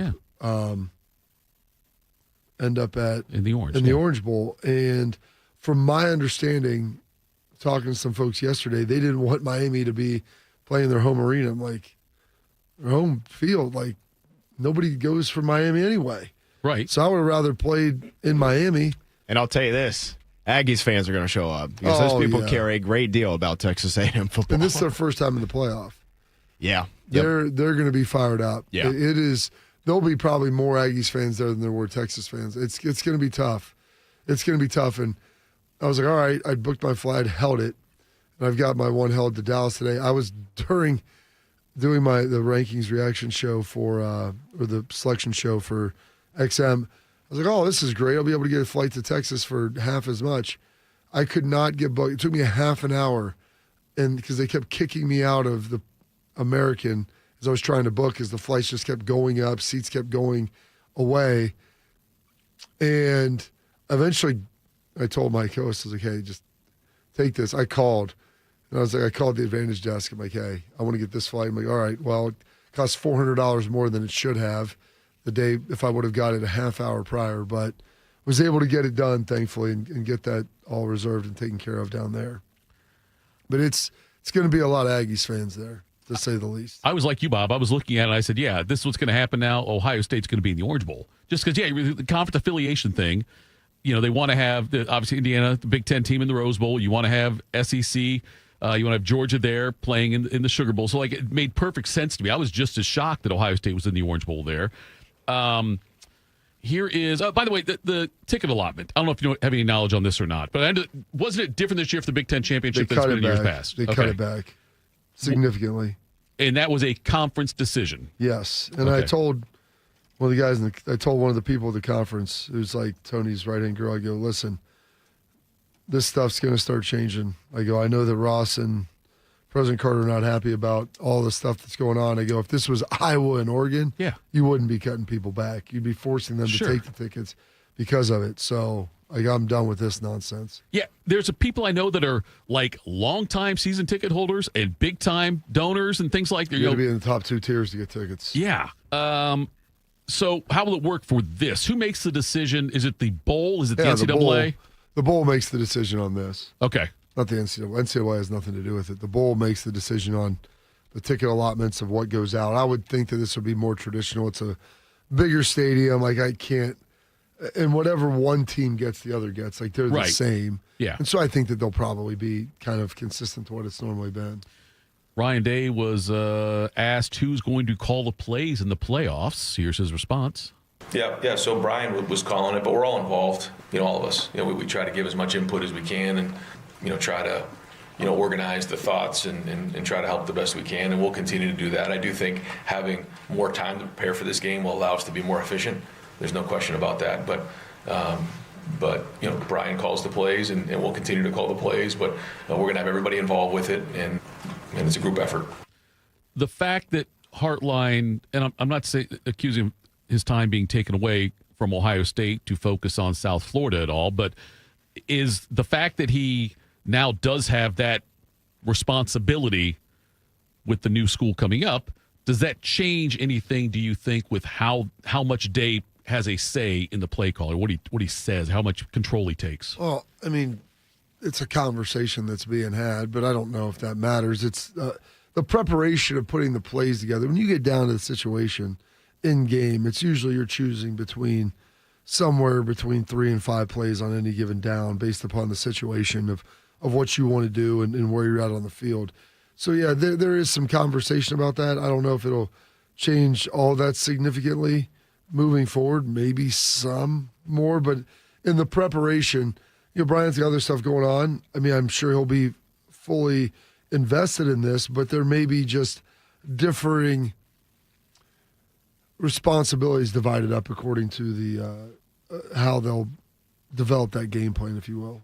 Yeah, I wonder how that will work. I'm curious to see how that will play out, and if there'll be a big change. Just because, not only because Hartline now has another job, but also the fact that they had their worst offensive performance just now, and so like I'm not saying they're related, but I think it's something that the decision on how the plays are called probably comes under more scrutiny now than it would have a week ago. Yeah, because people are naturally going to think that there's they're going to think that there's an issue with Bryant's commitment or whatever it is. Like that's I don't know. I could understand where people would see that. If Ryan saw this as any type of deviation from Brian's ability to help get this done, then I think that, he may draw back some of that responsibility. Maybe that's a conversation that ultimately happens. I'm not sure. But I think he feels pretty confident right now of what they're able to do. Play one more from Ryan here on how this year's loss compares to last year's loss to Michigan. Every year is different. Every situation is different. This is one where, we played against a very, very good team. It was 1 versus 2, and they were undefeated. And, we feel like we sort of let it get away by not scoring late in the game. And I think that's kind of how everybody feels, And, again, you got to give Indiana credit. I'm not doing that. But, at the same time, we know what we're capable of, and that didn't happen. So, again, we got to get back to work and figure out why that happened. I think there's still a bunch of guys in this room that know we can play with anybody in the country and beat anybody in the country when we're on our game. But it's a hard reminder that when you're not on your game, you put yourself at risk, and that's exactly what happened. There's been very few times, Bob, where I've watched an Ohio State team in the last 20 years, and I was like, oh, there's no way in hell Ohio State can beat this team. It happened in the Cotton Bowl against Missouri. It felt early on like there's no way Ohio State's going to win this game. I never felt that way in this game, and I echo Ryan's sentiments there that I think if they play them again and Ohio State plays to their capabilities, they get the dub. Yeah, I think that's 100% correct. And I said that coming in. If Ohio State plays a clean game, they win. They threw an interception, which led to 3 points. You missed a couple of field goals. You failed on a 4th down conversion. Now, you didn't overtly turn it over and look overly sloppy, but didn't do a good job protecting up front. You couldn't get the run game going where you wanted to. And because of all of those things together, you're going to have a hard time beating a really good football team. And Indiana's a really good football team. They're undefeated. They're the number 1 ranked team in the country. They were the number 2 team coming in. It wasn't a fake number beside their name. I know people think that because it's Indiana. They're a good football team. They may not have the wealth of blue chip talent that Ohio State has, but they play really well. They're really well coached. They don't make mistakes, and they force you to beat them. And Ohio State wasn't efficient enough to be able to do that on Saturday. I think I have finally changed my way of thinking with Indiana. Because even up until that game started, I was still looking at that helmet and saying there's no way this team is as good as Ohio State. It's hard not to. But I think I've finally been... When the recruiting rankings, we analyze this stuff for 12 months out of the year. Yeah. And it's how many 5-stars do they have? Okay, how many does Ohio State have? Right. You look at the draft picks over the years. It's hard not to. I don't blame you. But I think that Saturday night finally may have convinced me of it, that Indiana is a really good football team. So I'm last of the party, probably. One of the last of the party, I think. It's okay. I mean, people. That's the way people look at it, and they see it, and they're like, "Wow, it's Indiana." It's like, well, it is, but just take the decal off. They're a really good football team. They play really hard. Their guys are they don't have a ton of top flight NFL guys, but they have a lot of really good college football players and guys that will play in the NFL. especially at the receiver position. Their defense plays really hard. They run the ball really hard. They don't make mistakes. They're fast. Like, they do a lot of good things. And because of that, like, they force you to beat them. Yeah, it's they've done it they've been smart about the way they've done it.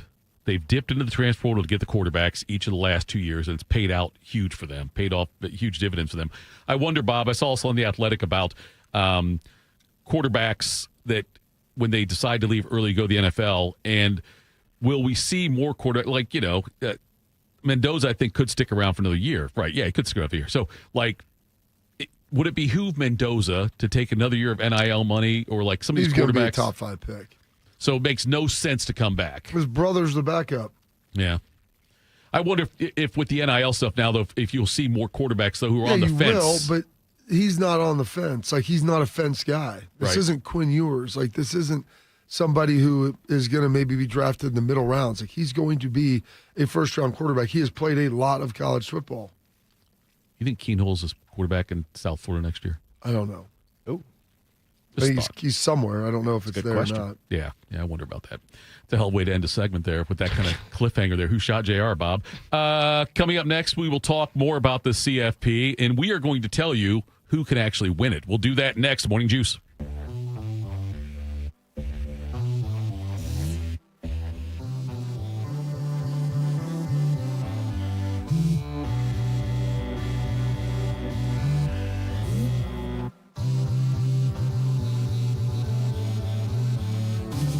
Put a new sound on an old song. This season at Lion's Den, the official store of pleasure, passion, and romance. People don't realize that glaucoma is one of the leading causes of blindness. Because there are often no early symptoms, nearly half of those with glaucoma may not even know they have it until vision loss has occurred. I was diagnosed with normal tension glaucoma in July of 2020.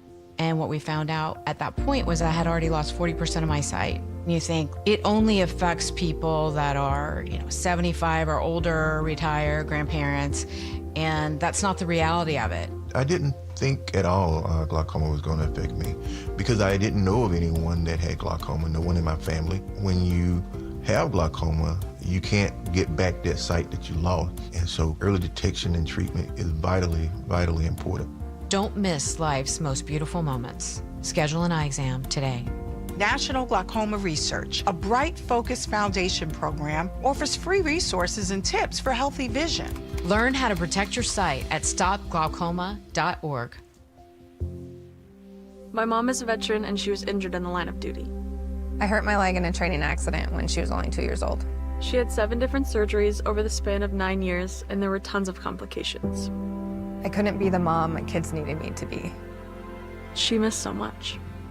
After my last surgery, I got an infection so bad I thought it was going to kill me. I told her she couldn't leave me yet. There was still so much she had to see. I hadn't even graduated. I'm doing much better now. I may have lost my leg, but I've gained so much. I'm an active part of my kids' lives. She can kick a mean soccer ball. DAV's been there for me and my family. Through thick and thin, they've had our back.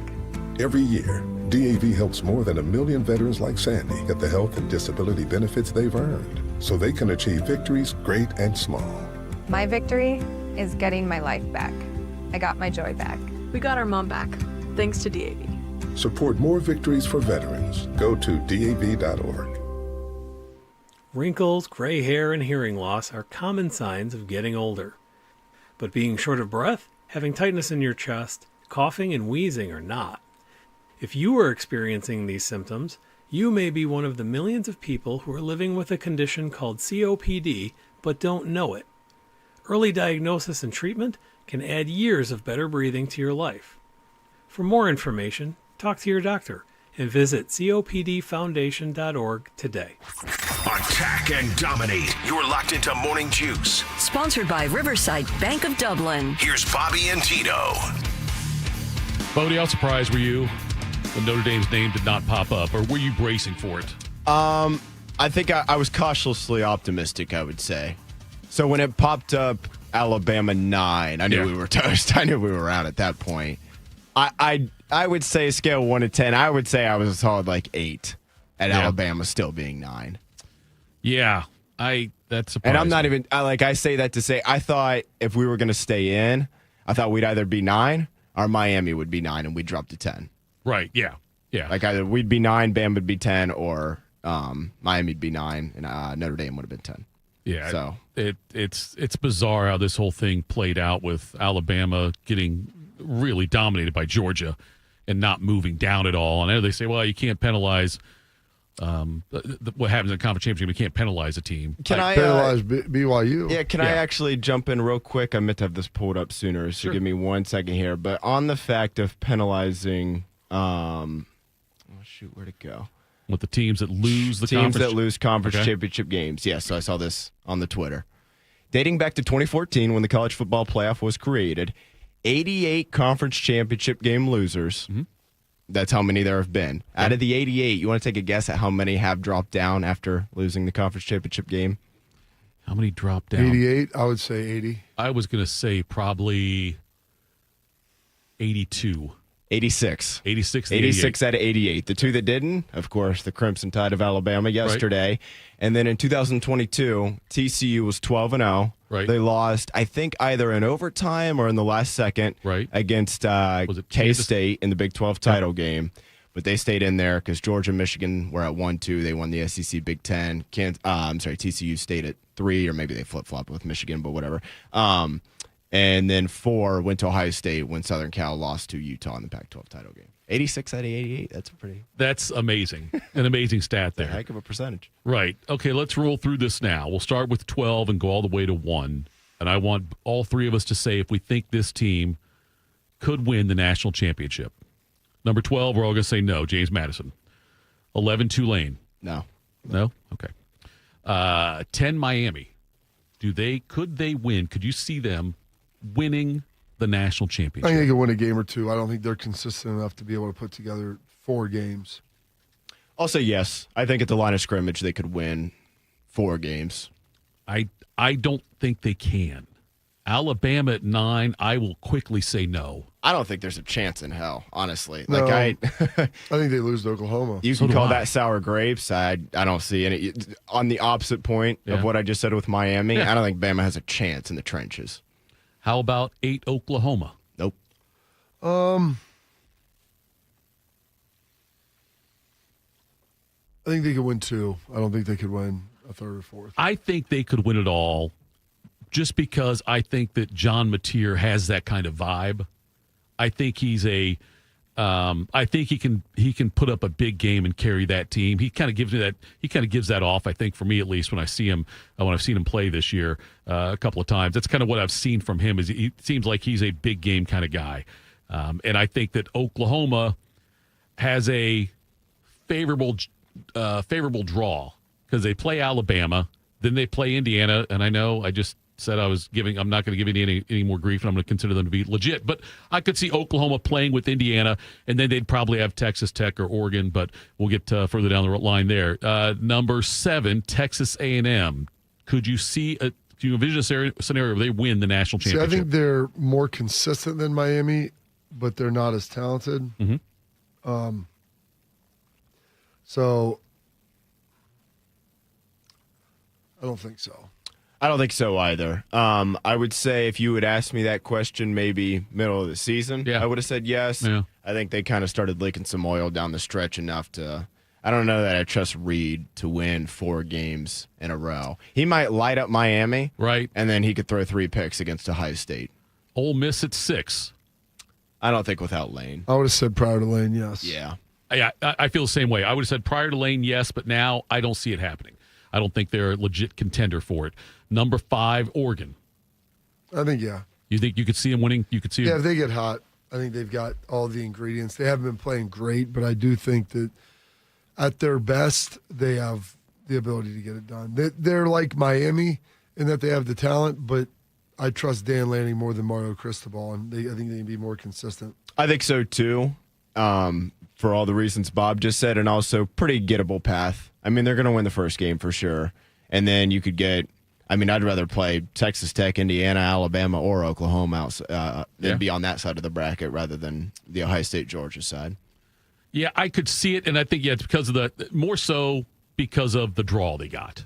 that's why I think it's more so because of that for me than Oregon being, uber talented. Not to say they're not uber talented, but I think that if they were down in a different spot in this bracket, I would give them a lot less of a chance in this. Or if the bracket had changed to where there was a couple of different teams up at the top of that, I could see it changing there.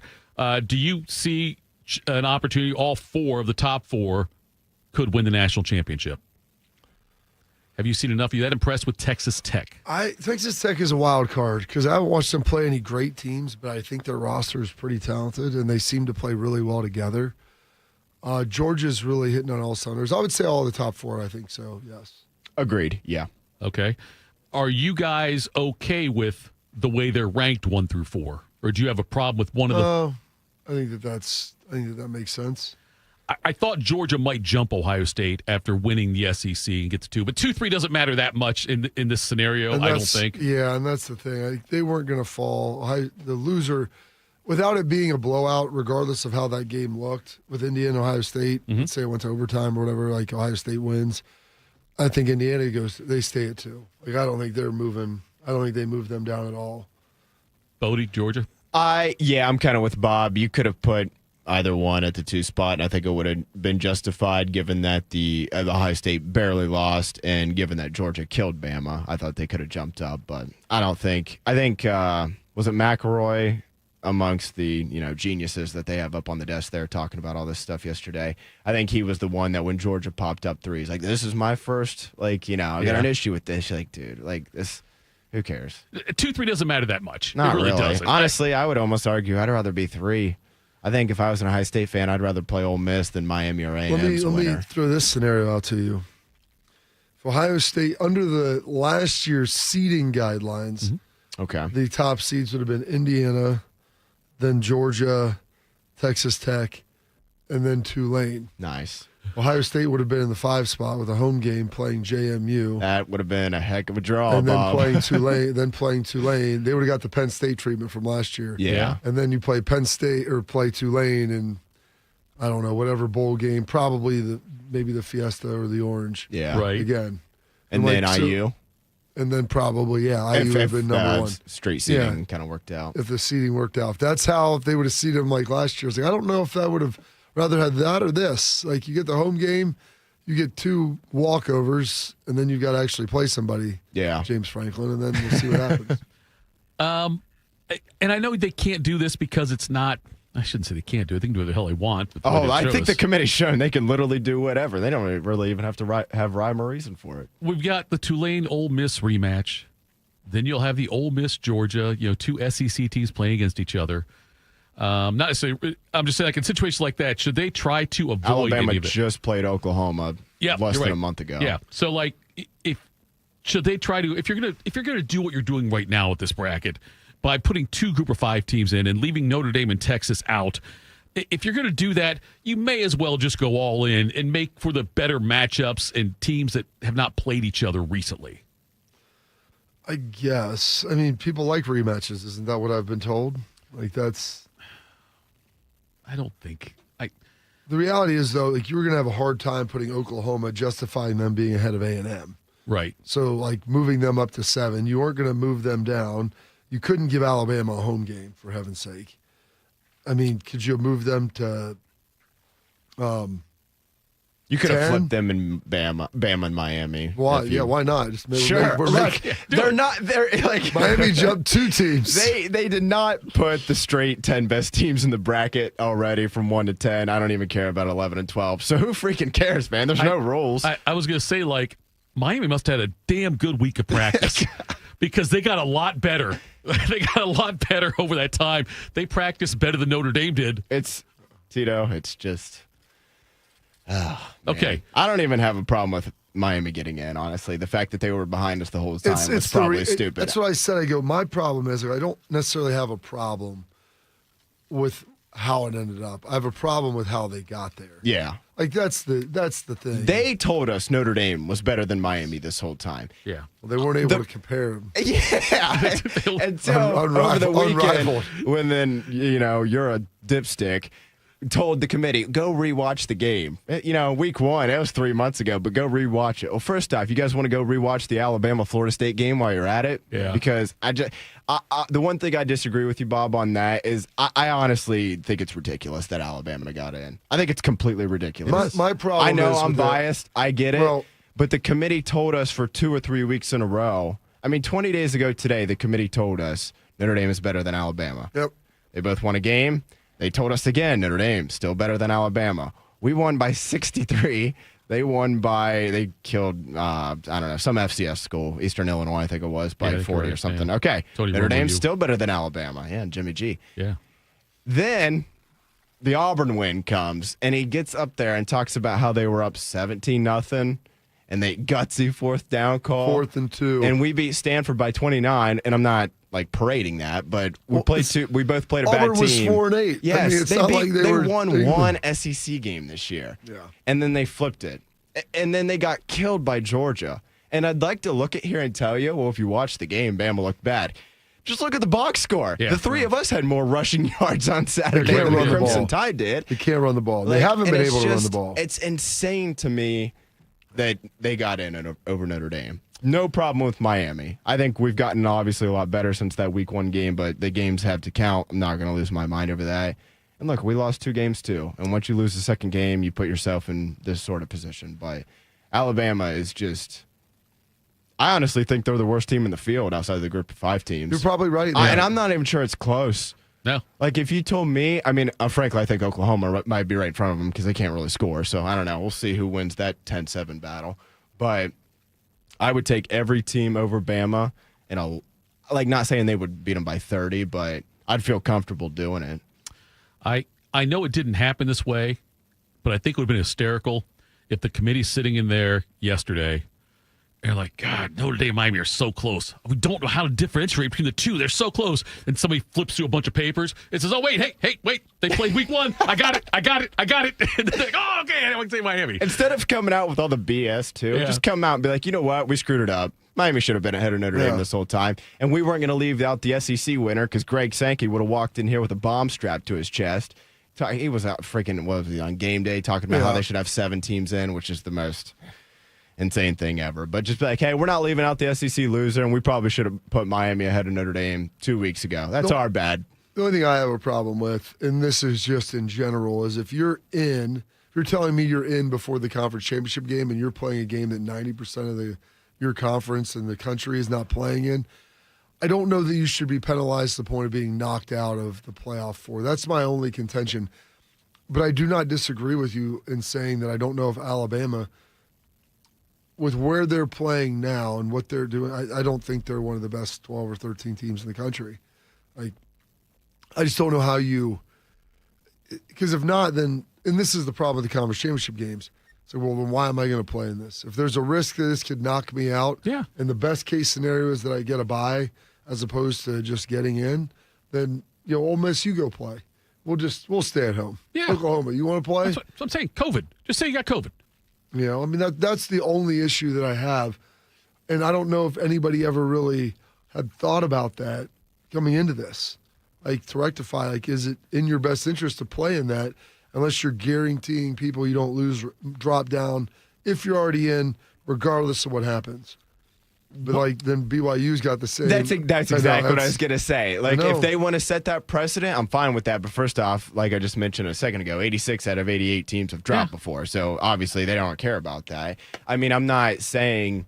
What was the BYU score? 34-7. Yeah. And Bama was 28-7. Is that much Come difference? On. Yeah. And honest to God, if you watch, at least BYU went down and scored a touchdown to open the game. They got a stop. It went down and scored, and it was competitive. Yes. Bama wouldn't have scored if it wasn't for a couple 15-yard penalties on that drive, and I think they converted at least one, if not a couple, 2 fourth downs. They got smoked in every which way you can honestly think. And I don't. I'm fine. I agree with you, Bob. I'm fine if they want to say, you know what, we can't punish these conference championship game losers. Right. But you did. Yeah. And they were so right next to each other in the rankings, and they lost in a very similar fashion. It just doesn't make any sense. I'm trying to think. That's what I wanted to I wish you could ask Hunter, hey, if BYU loses that game by 6, Do they move? Yes. And then is Notre Dame still in? And then there's no comparison made. An insane thought process. I think a lot of it is, they'll never admit this. I don't think that they could stomach the ACC not. I completely agree. Which is still, again, ridiculous. Like, you can't hold it against Notre Dame that a 5-loss team. Like, tell the ACC, fix the freaking tiebreakers. Like, get yourself together. Yes. So I'm like that. I think when Duke won, I was like, ooh, this is not good, because now you can't put them. There's no way in hell you can put them in. Right. And they had boxed themselves into a corner with the weekly ranking shows of what they could do and what they were going to release. Rivers Middle Half brings up something here that I never even thought about, but the fact that Notre Dame's not in a bowl game, they don't get to have any more practices. Yeah. Believe me, that's why all these teams want to make the bowl game, to be able to have people go out there and practice. Like, that's a big part of the calculus. So, yeah. I mean, they understood what they were doing when they said that. It wasn't like Marcus was like, oh, wait, we don't get to practice now? Right. Like, those were conversations that they had. That's interesting. With the pros and cons of all of this. Amongst all this stupidity of the weekend that happened yesterday, people's reaction to Notre Dame declining the bowl invite is, honest to God, some of the stupidest stuff I have read from what I maybe previously thought was smart people. It absolutely blows my mind. I'd love to hear somebody, Marcus Freeman's won 80% of his games at Notre Dame.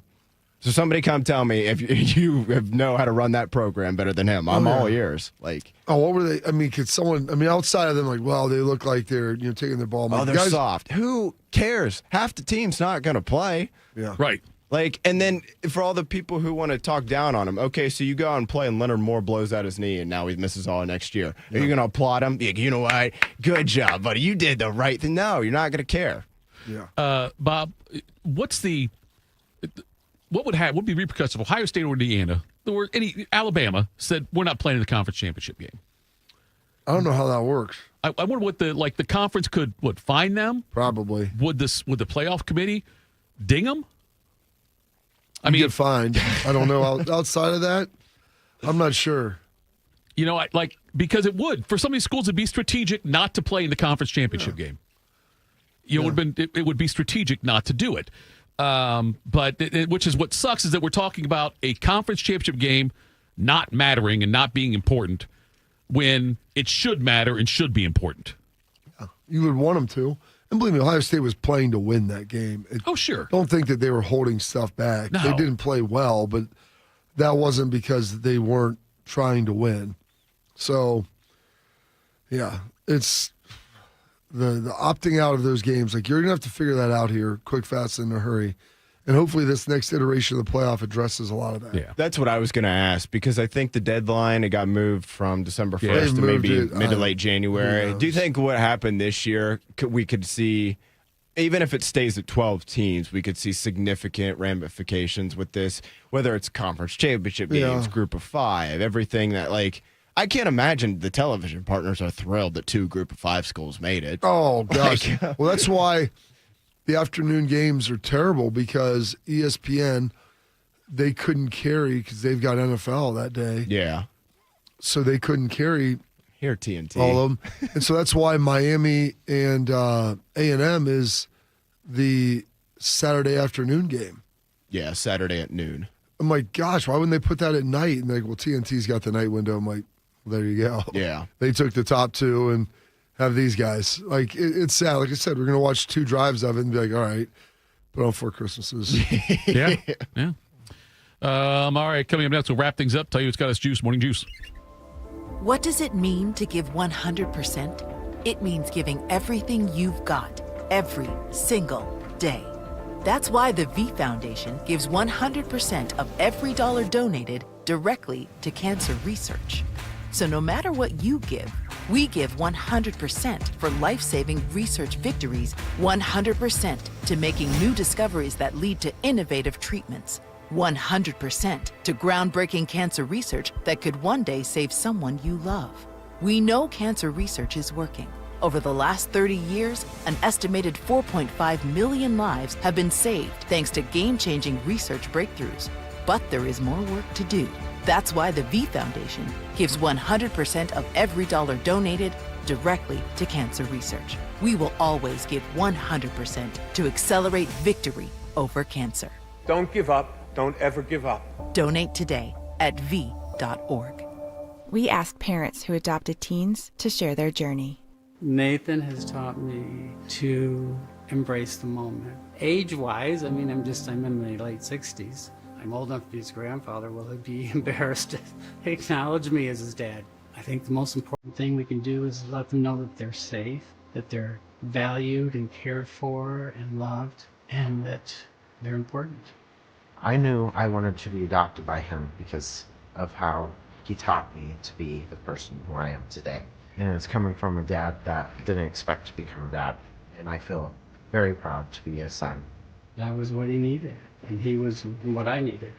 Every day is full of new opportunities. That's what it's been about, realizing the simple things that it takes to make such a huge difference in these kids' lives. Learn about adopting a teen from foster care at adoptuskids.org. Brought to you by Adopt US Kids, the U.S. Department of Health and Human Services, and the Ad Council. Hey there, Jane Lynch here. You want to hear something funny? Too bad. You want to hear something uplifting that will inspire you? Good. Because today, I want to talk to you about Direct Relief, a humanitarian organization that does seriously good work when it counts. Fires, hurricanes, earthquakes. When disaster strikes, Direct Relief immediately shows up with medicines, medical supplies, and everything doctors and nurses need to save lives. Let's ship her out! Every day across the United States and around the world, they're making an enormous difference. If someone needs help, Direct Relief helps. No politics, no red tape. Hey, what you doing over there? Oh, I'm packing insulin for kids with diabetes. See, every box here is literally a lifeline for someone in critical need. So check them out at directrelief.org. You might just bring a smile to someone's face. Bobby's knees hurt from doing battle with some of football's toughest warriors. Tito's knees hurt from begging Bobby to let him host this show. Oh, pick me! Oh, I know, me! This is Morning Juice. Morning Juice. A lot of people in the chat, Bodie, and granted, we are outside of like Patrick and Steve Kerr. We are, there's not a lot of Notre Dame talk goes on in there. But there are people saying that Notre Dame's just taking their ball and going home, and they look weak for not playing in a bowl game. I'm going to tell you what, I don't think Ohio State would probably play if that was the case. Oh, God, no, don't say that, Bob. They would never do that. It's only Notre Dame. Who cares? This to me is like... Well, here's the thing. What bowl are you going to go to, and who are you going to play? Like, yeah, Pop-Tarts Bowl, BYU. Sweet. Nobody plays. Fine. Like I said, I will firmly believe that for Notre all Dame the people... they don't even hurt anybody else by doing that. Like, in the Big Ten, like the bowl money's split up and everything. Like Notre Dame gets what they get for going. Like, and if I'm them, like I'm not going to go. We got screwed in this process. I'm not going to go allow somebody else to profit off of our and try to fill up and sell this. Like, screw you guys. And they made the decision. Yeah. Like if Freeman and the players made that decision, then I'm fine with it. Like I don't care. Look, if they played, I would have watched. Like First off, the practices, give me a break. It's 15 practices. Most teams don't even use all those 15. Sure. I think they'll be fine against Wisconsin in 11 months, yeah. Whether or not they use 11 practices in December. And then the same people who are complaining about teams not playing in a bowl game would also then be championing Jeremiah Love for not playing because you can't go out there and get hurt ahead of the draft. Right. Who cares? This is to me just like picture perfect. Like everybody was pissed off 10 out of 10 yesterday, and then it's on to the next thing. It's like, what? Okay, That's over. Sunday's gone. Now Monday. What can we be pissed off about today? The internet is so stupid. By the way, Bob, I never thought about it, but I think you're right. If they didn't Ohio State, they would decline. If Ohio State was a similar situation, a 2-loss team that didn't get in because of a couple of Group of 5 teams and because Alabama, I'm not sure Ohio State would do the same. Would do the same. I'm not sure they wouldn't do the same thing Notre Dame's doing. Yeah. Just say the hell with it. We're not doing it. Let's tell people what's got us, I guess, juiced. What's got you juiced? Sponsored by Billiards Plus. Find your next grill and everything you need for the master griller. Billiards Plus on Dublin Center Drive in Dublin. All right, Bob. It's Monday. Oh gosh. So I decided to go over to the game, and I got to watch my son swim one event. I paid $10 for about a minute worth of viewing time over to Ohio State, and then I drove over to Indy, saw our guy Breer, and we stayed in Airbnb, a bunch of his college buddies, and they had extra space, so I crashed with them. After the game, I could not get an Uber for about an hour and a half. I walked probably 2.5 miles to get away from the stadium, maybe 2 miles to get away from the stadium, trying to get out there to get away from other people, get an Uber. They kept canceling. I don't know, sometime around probably 1:15, 1:30, I finally got an Uber. It was brutal. A lot of negative juice doing the reaction show, the ranking show yesterday, just exhausted driving home, getting through all that. It was an interesting time. Like I think that there will be real changes coming from this with how they decide to do things moving forward. This will probably be the start of hopefully what will be some improvements into the entire college football landscape. We'll see if that ultimately happens. But that's my aspiration. That's what I would like to see. And then some negative juice. Well, a little more, I guess. My son's basketball team, the 6th grade, they went 0-2 on Saturday. Lost. One was a little bit out, not blown up, but lost by 10. The other one, they lost a tight one, but then they did bounce back and win on Sunday. So that was good. And then my youngest son did well in their swim meet and had some more of their JO cuts and did a good job out there. So all that was good. Some of it not good, some of it bad, some of it somewhere in between. I don't know. I had that clip of Jock. I don't even remember what the heck it was now. It was a good one, Bob. You know what? Let's get everybody fired up with this. Little Jocko. And I ended up saying, how many casualties did you take as battalion commander? He got choked up. And I was sitting there watching him get choked up, and I was like, oh, this is 50 years ago, and he's getting choked up thinking about his guys. And that was a moment for me that I realized that's okay. We've been told that there's something wrong with us, but there's not. You get sad when you think about your friends, it's okay. You get a tear in your eye when you hear the national anthem, it's all right, man. And you sometimes spend a little too much time thinking about something that you went through, it's okay. And I think it's important for us, our generation of veterans, to recognize you went through some tough stuff. Think about it sometimes. It's hard, and that's okay, man. There we go. What's Schleich got to say? My sister makes my mom's recipe of pumpkin bars, which are phenomenal. She does a great job replicating that recipe, and she brings an entire tray for me because I straight up will obliterate an entire tray. And she cuts them in these little squares, so I can just boom, one in, boom, two. Next thing you know, there's 20. There's 1, 2, 20. Hey, man, I'm just like Schlegs when it comes to sweets. There's no stopping at 1 or 2. We're definitely going to hit 20. Tito, you just want to take the floor on this one? I don't know that I got a lot that's going to be juiced today, to be honest with you. Sun came up, I think. Our tower cam is frozen. So, actually, I have no idea if the sun came up today. Anybody's guess. But I'm guessing it did. I would assume we would have figured out by now if it hadn't. So, we'll be all right. It's college football. It ain't the end of the world.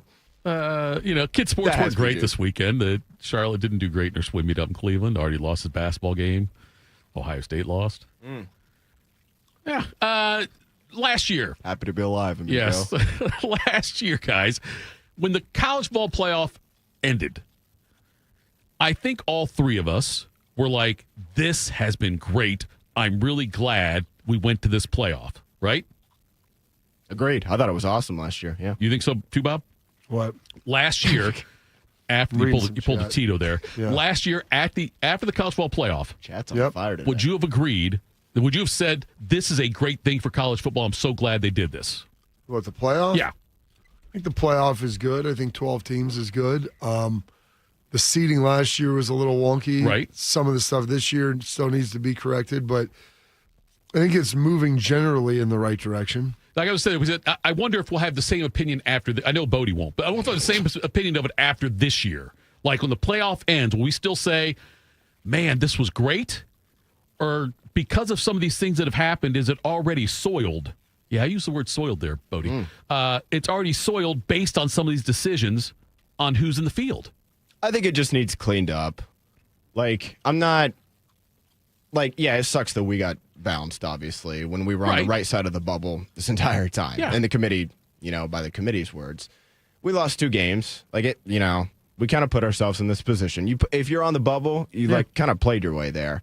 Sure. So it's fine. Like, it's not the end of the world. But I do think, like, just some small things, too. We got to find some sort of common footing with conference championship games. Yeah. Whether or not they should even be played, whether or not winners, they losers mean. should be penalized. Yeah, like just some sort of path there. It's probably time to eliminate the group of 5. Yeah. Just clean it up around the edges. I think at its core, frankly, hell, I would like to nominate Bill Bender for college football commissioner. We're always trying to find whichever genius should be doing that. And I say that sarcastically, but I actually think Bill's a pretty smart guy. So I say that in reality, he's a genius. But I think some of his answers on when we had him on earlier made a lot of sense in terms of maybe a group of 5 playing their own playoff. And I think, did he mention like 16 teams and just eliminate conference championship games? Some of that stuff would make, and I've kind of been anti going to 16, but I don't know. Like to now, wouldn't you? I'd like it to be 13 this year. But that's my idea. Is it every year? Where's the cutoff line? Wherever my favorite team is. That's where. I think every year you decide how many teams should be in the playoff. Like, they go to a meeting, come out, this year there's going to be a 17 playoff. I kind of like that. This year there'll be a 14-team playoff, just based on how many teams could realistically compete. I think it was Bill Simmons, if I'm getting that correct. He has said over the years that, like, the NBA MVP award should be, like, different sizes. Oh, yeah. Same thing with the Heisman. Yeah. Mendoza's should be a little smaller than, like, Joe Burrow's was. He threw 60 touchdowns. That's a like, good call. You still win the Heisman, but Right. it's maybe more like pocket size. You throw it in your wallet, not the traditional, like, you got to use 2 hands and pick up that sucker. Folks, thanks for sticking around with us all day today. We appreciate